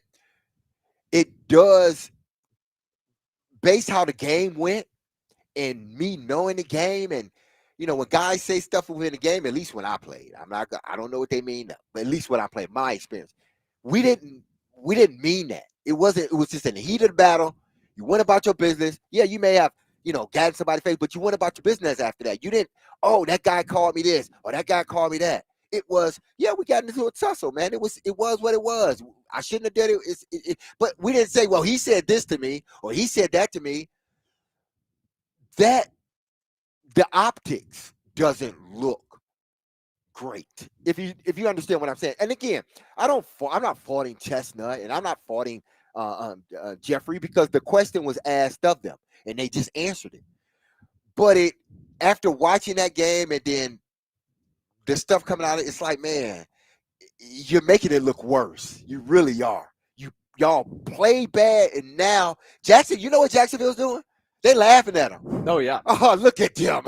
They can't handle a little trash talk. Look at them. That's what they're saying. They play again. And they play again, yes. At the end of the season. So I'm sure there will be a lot. They feel now you know what they think now? Oh, we got them. We're in their heads now. Yeah. We're in their heads. Instead of the Titans just saying, what, some stuff was said, what was said. Doesn't matter what was said. I shouldn't have did it. I shouldn't have gotten in a scuffle. I should have went about my business. That's all the reporters needed to hear. One texter says, oh man, if the Titans are this soft, wait till they go against the Niners and Jawan Jennings. Apparently that dude deserves to get hit in the nuts, according to some defensive players in the league. I don't think they're playing the 49ers this season, are they? Yes, they are. Oh, They are. Yeah. It's coming up. Yeah. It's coming up. I've just forgotten about the schedule. Yeah, Let's just get this season over with. Week by week. You're not looking ahead. Yes, that is true. One texter says, yesterday was on the coaches. When a team comes out like that, they have zero leadership. They are all looking for jobs for next season and don't give a bleep about this team /season. Okay, that texter, partly right. But then again, this is me. I don't know if everybody else operates like me. I don't need a coach to get me up. I don't. Like, the privilege of walking out on that field in front of 70,000 people, that is what gets me up.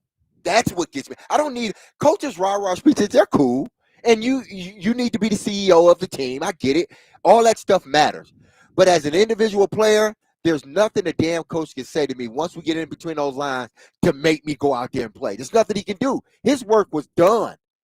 Once Sunday came, because there's no talking. Once Sunday comes and I cross it, his job is over. So if I can't get up for a game, that's not his fault. It's really not. It's my fault. What do I need to do to make sure each and every week, damn the coach, each and every week that I go out there and I put a game together that I'm going to look back. It may not be perfect, but I know I gave maximum effort. I know I went out there and I did my job to the best of my ability. I know I was up for the game. They didn't seem like they were up for the game. I can't blame the coaches for that. I just can't. At least not coming from a former player. I'm not blaming the coaches for that one. So the 49ers play the Titans in 2 weeks. I had no idea because I'm just trying to get through this season. Well, we're trying to figure out who they play next week, man. Well, we know it's the Cleveland Browns next week, and we will have the Shedeur Sanders Cam Ward conversation at some point this week. Lane Kiffin has been introduced as LSU's new head coach. And first, okay, there are a couple of things here. First, the fun rumor on social media is that Lane Kiffin's dog Juice isn't actually his dog. He's a PR dog. What kind of dog is Juice? I think Does it's like know? maybe a golden retriever. Yes, he's a golden retriever. He's a golden retriever. So who has Juice now? I have no idea. So apparently he has a handler. Ah. So it's technically Lane's dog, but he has a handler that takes care of Juice. But if you heard that Lane Kiffin ditched his dog for LSU, would you believe it? I could. I can't believe. No, you can't Because stoop he's that not low. Lane Kiffin. You can't stoop He's that low. Lane Kiffin. That's You what can't guys s- like that do to their No, dogs. because you know, like anybody, Willie, and you know, Adam. Listen, everybody knows that you can do whatever you want to just about anybody you want to. But when you mess with a dog, it's over with. Oh, It you're is trouble. over with. Yeah. So Career's I am- over. I am not going to believe that Lane Kiffin did that. Okay, I'm how not. about this? From Old Row Sports on X, the Oxford Yoga Girls are dishing the tea on Lane Kiffin's antics in class. Here are some comments. Oh my goodness. When he would start doing completely random workouts mid-class and not follow the instructor. I will miss him walking in late for class with that damn hoodie on, but knowing his mat is ready and waiting on him, and coming in 5 minutes late and leaving 20 minutes early. Wow, Lane. Like, No one is safe. Yeah. If you ditch a school, your yoga habits are fair game as far as I'm concerned. like, why wouldn't you want to stay? Like, why wouldn't you want to stay the whole time at yoga? I mean, if you're gonna go, you might as well stay the whole time. Was it hot 20 yoga? minutes early. Even if it's hot yoga, I enjoy hot yoga more than just non-hot yoga. Man, oh man. What's the full workout of a yoga? An hour? Yeah, Ask it's about- Derek. it's I have about no an idea. hour. It's about So an if he hour. shows up, Or you 5 could do minutes you could do a 60-minute, or you could do a 90. Is it 120 minutes? So it's like an hour. Matthew in Nashville says, it's funny how this situation has Not 120 minutes. I mean 90 minutes. 60 or 90. Matthew in Nashville says, it's funny how this situation has unintentionally brought Ole Miss and Tennessee fans together all over their shared lane trauma. Excuse me. Well, they ain't lie. You count USC in it too. But was that drama? Oh yeah. Oakland. Oh, That's oh, drama. yes. Oakland. Oh my God. Drama. So I mean, But there was this whole Lane Kiffin rehabilitation tour, right? Yes. The E60 special. I'm a changed man. And he's put a lot of work into his life. I am not he's still discrediting changing, but there's still I'm not some of the discrediting that. But Lane there. as I said, it's like the ex who cheats on you, and this time, baby, I promise it was the last time. I'm going to change, and you take him back, knowing full well that it's in his DNA. Well, Lane, I guess it's in Lane's DNA. But if that's the case, then like why don't you? I don't. That's your listen. guy, LSU. That's Yeah. who you wanted. That's who you wanted. But if he did that to the dog, then shame on Lane. Shame on Lane. I don't believe that one. I don't but, believe it. But I like, don't. I wouldn't have a hard time believing it if I actually did. Brian on our text line says, I know you mentioned it earlier, but I am still not hearing much from these loudmouth losers known as Vols fans. We heard them all last week. Now where they at? Anchor down. You know they ain't call. I want them to call in, but they ain't gonna call in. I want to hear from They're you, Vols peeved, fans. man. Well, how do you think? Like, I know Robbie and Joe had this conversation earlier, and I thought it was an interesting conversation about how Vols fans will process this season. An 8-4 finish, a heartbreaking loss to Georgia at home. They got whooped by Vanderbilt on Saturday. When you consider where things were in the spring with the Iamali drama, and it felt like Joey Aguilar was the ultimate consolation prize, and there were several key players on defense who were out for most, if not all, of the season. You wouldn't have known that at the time. But it's like, with all of the Nico stuff, it's like, hey, 8-4. We talked about this. Like, would Vols fans take that? I think I asked Chad Withrow before the season started Yeah. if he would take 8-4, and I think he was like, okay. Considering what had I think happened. they were angling maybe 9-3, Mm-hmm. but I think 8-4 was probably the baseline, wouldn't we say? Yes. But the problem is they tasted the And that's why playoff. Yes. Like they could have made it. They weren't that far. That's why Couple I of say really tight losses. this. You got to consider.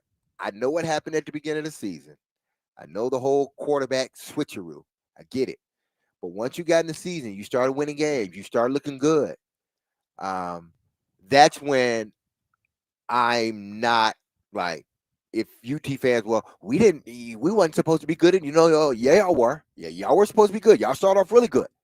And if a few games go this way, the other way, then y'all don't have 3 losses. Y'all have 1 loss going into the Vanderbilt game. So I'm not going to let UT off the hook. Again, I said this weeks ago.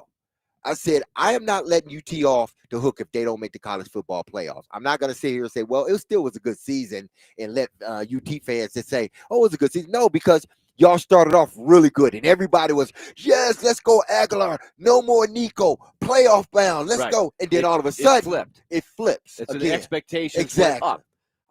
This goes again to, and rightfully so. They the should have best thought that way. argument Vanderbilt has as a 10-2 team is the teams that they played.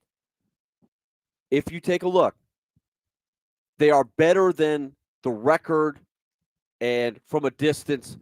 And I use the LSU example and say you're the skeptic. You're out in Colorado or whatever. You're arguing for BYU, and I say, look at the teams that LSU lost to. They lost to Ole Miss, Vanderbilt, Texas A&M, Alabama, and Oklahoma. And then the skeptic would say, "Well, they're 7-5. You beat a 7-5 team. They're unranked." But there is a big difference. Tennessee, as you just mentioned, Tennessee was a very makeable field goal away from beating Georgia. Close to beating Oklahoma. Oklahoma, their kicker had a career day, right? The guy made everything from, I don't know, the kicker with the shorts. That game could have easily gone either way. And that's what separates Tennessee from being in the playoff hunt, where that would have been a quasi-playoff game on Saturday. So Tennessee, so all that to say, it stings when you get whipped by your rival like that, the way they did, especially how bad they wanted that one. They would have been having a party today. Let's make no mistake about it. They would have been taunting Pavia all over this town of course. Today on all of the radio shows. They would have had a pep rally. They wanted that, and they got smoked. That's so right, they're Willie. awfully quiet. But Tennessee is a good football team. They're a good football team. That was a great win for Vanderbilt. So Vanderbilt fans got to be careful. They don't want to go on too much because you want that to be your, one of your featured wins, and you want that to look good for the committee. They had a 3-point loss against Georgia, a 6-point loss against Oklahoma. And they lost at Bama. they lost at Bama. They threw a pick six on the last play of the half where they were going in for a touchdown. That was one of Aguilar's worst moments of the season, and that turned the game right there. That maybe because they're going in. You could argue if they go in and score there, that's going to go right down to the wire. 615-737-1025. We have heard from some Vols fans, so we will get your reaction coming up next. But before Pep rally has been canceled. Before we go to break, Jeremy in Clarksville says, for the right price, Lane Kiffin would definitely ditch his dog. And I totally agree. 615-737-1025. We'll wrap up the show next. Willie Donick, Derek Mason, Adam Vingan, 1025 The Game.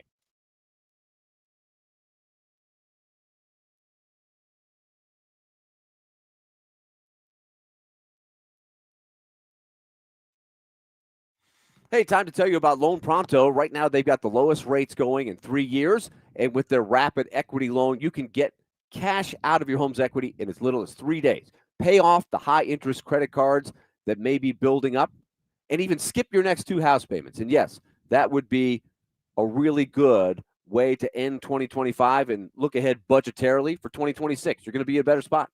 One client just got $300,000 approved in under 24 hours. They paid off their debt. They paid off 2 car loans and saved $2,100 a month with their better rate. One call, life changed. There's no wait. No hard credit pull up front. You probably won't even need an appraisal. Just fast, easy cash from your home's equity. So call 615-499-5780 and see how much cash you can get today. LoanPronto.com is the website. 615-499-5780 or LoanPronto.com. Equal housing lender, NMLS 166-1781 on approved credit. Visit NMLSConsumerAccess.org.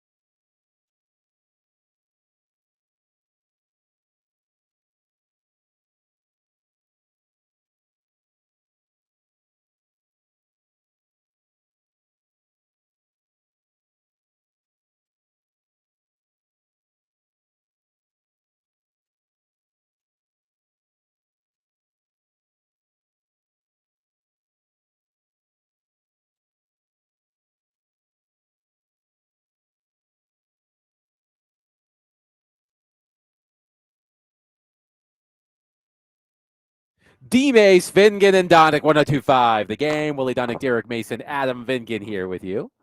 As always, thank you to the Circus Sportsbook in Kentucky for having us. We did hear from some Tennessee fans at the beginning of the show. I said, Tennessee fans, y'all were talking some serious smack last week in the text line ahead of the matchup against Vanderbilt, and I haven't heard too many people, but we have heard from some. Matthew in Nashville says, I'm fine with 8-4, but failing to beat a single ranked team is upsetting. The Georgia game gave a lot of false hope. If we have a better kicker, we might have had a different season. Vandy was the better team Saturday. We shot ourselves in the foot with bad play calling and a refusal from Heupel to change it up, despite the fact Vandy literally ran the same defensive play every possession. Tim Banks refusing to put a spy on Pavia was rage-inducing. I pray this was the last game Tim Banks gets to coach as the Vols DC. There was, I watched Josh Heupel's post-game press conference. There were some questions of sort of seeing if you could get a clue if there would be changes on the defensive staff. And so that's TBD. Of course, Josh Heupel wanted no part of it. But, yeah, Josh Heupel looked like a beaten man at that podium. Like he was chawing. It looked like 12 pieces of gum. He was just chomping at the gum, and he was just like, disappointing. Yeah, got to do better. Yeah. I'll get into that later. Yeah. Yeah, we just didn't get it done. Like, he was depressed. Mm-hmm.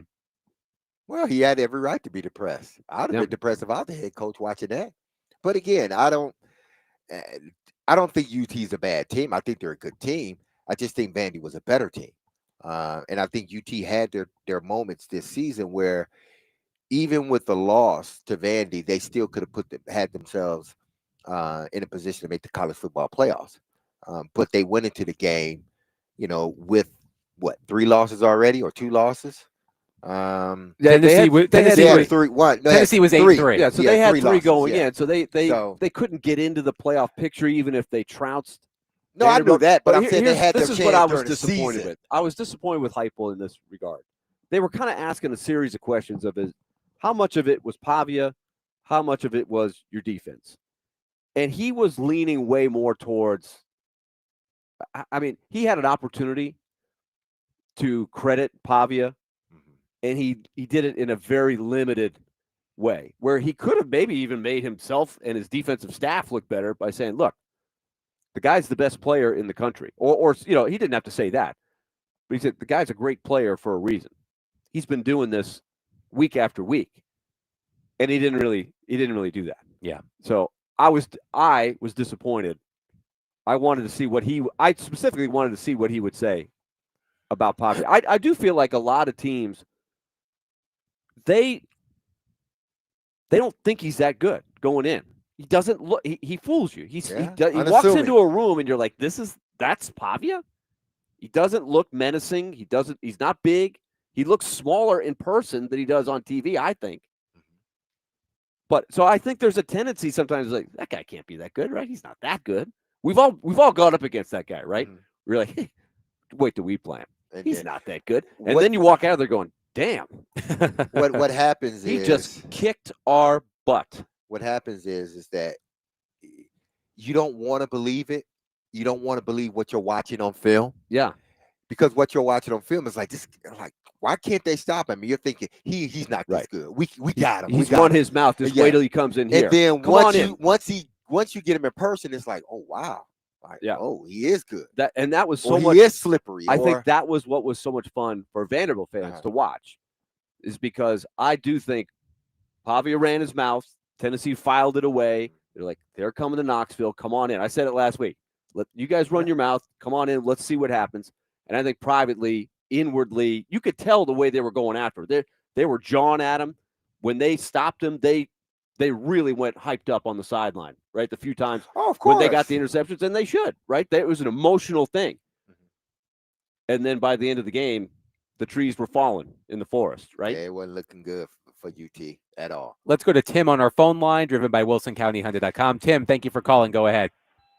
Hey guys, that game was a great game. I've been a Vanderbilt fan all my life. My dad worked there for 38 years, worked in the gym. He was there actually, Willie, when you played basketball there. He did maintenance, and I knew Coach Skinner, I knew Coach Fogler, I knew a bunch of them. But anyway, back to the game. We just outplayed them. They got their butts kicked. They don't know what to do. They're scared now.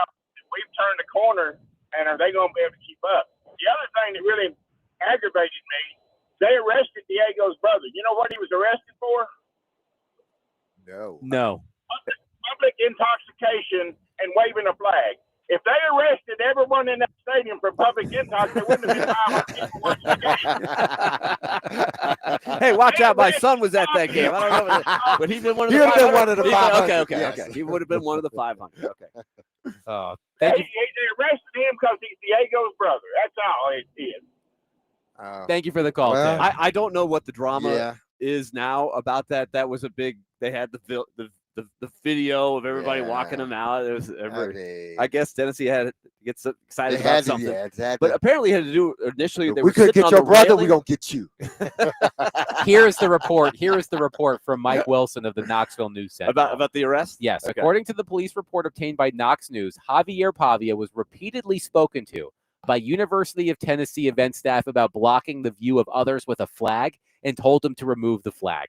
The arresting officer witnessed him arguing with event staff. The officer who filed the arrest report said Javier Pavia was slurring his speech, unsteady on his feet, and appeared drunk. Quote, Javier Pavia was also extremely verbally combative with event staff and myself, the report said, end quote. I will say this. It's the second time he has been arrested at a Vanderbilt game this season. I will say this in all seriousness. When you go to the other team's field, Yeah. you got to be different. You cannot be that guy. I have seen fans at Vanderbilt Stadium of the other team acting like that.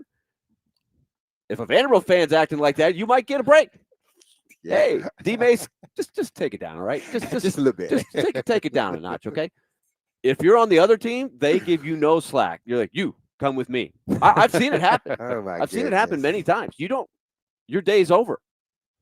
So when you go to the other team, you look, Vanderbilt, not often historically do they have a chance to go into somebody else's house and be able to do it. You can't act like it's your house when you Man, go they over there. arrested. That's the lesson. They arrested his brother. Gosh, like that's like you couldn't get the quarterback, so you got the brother.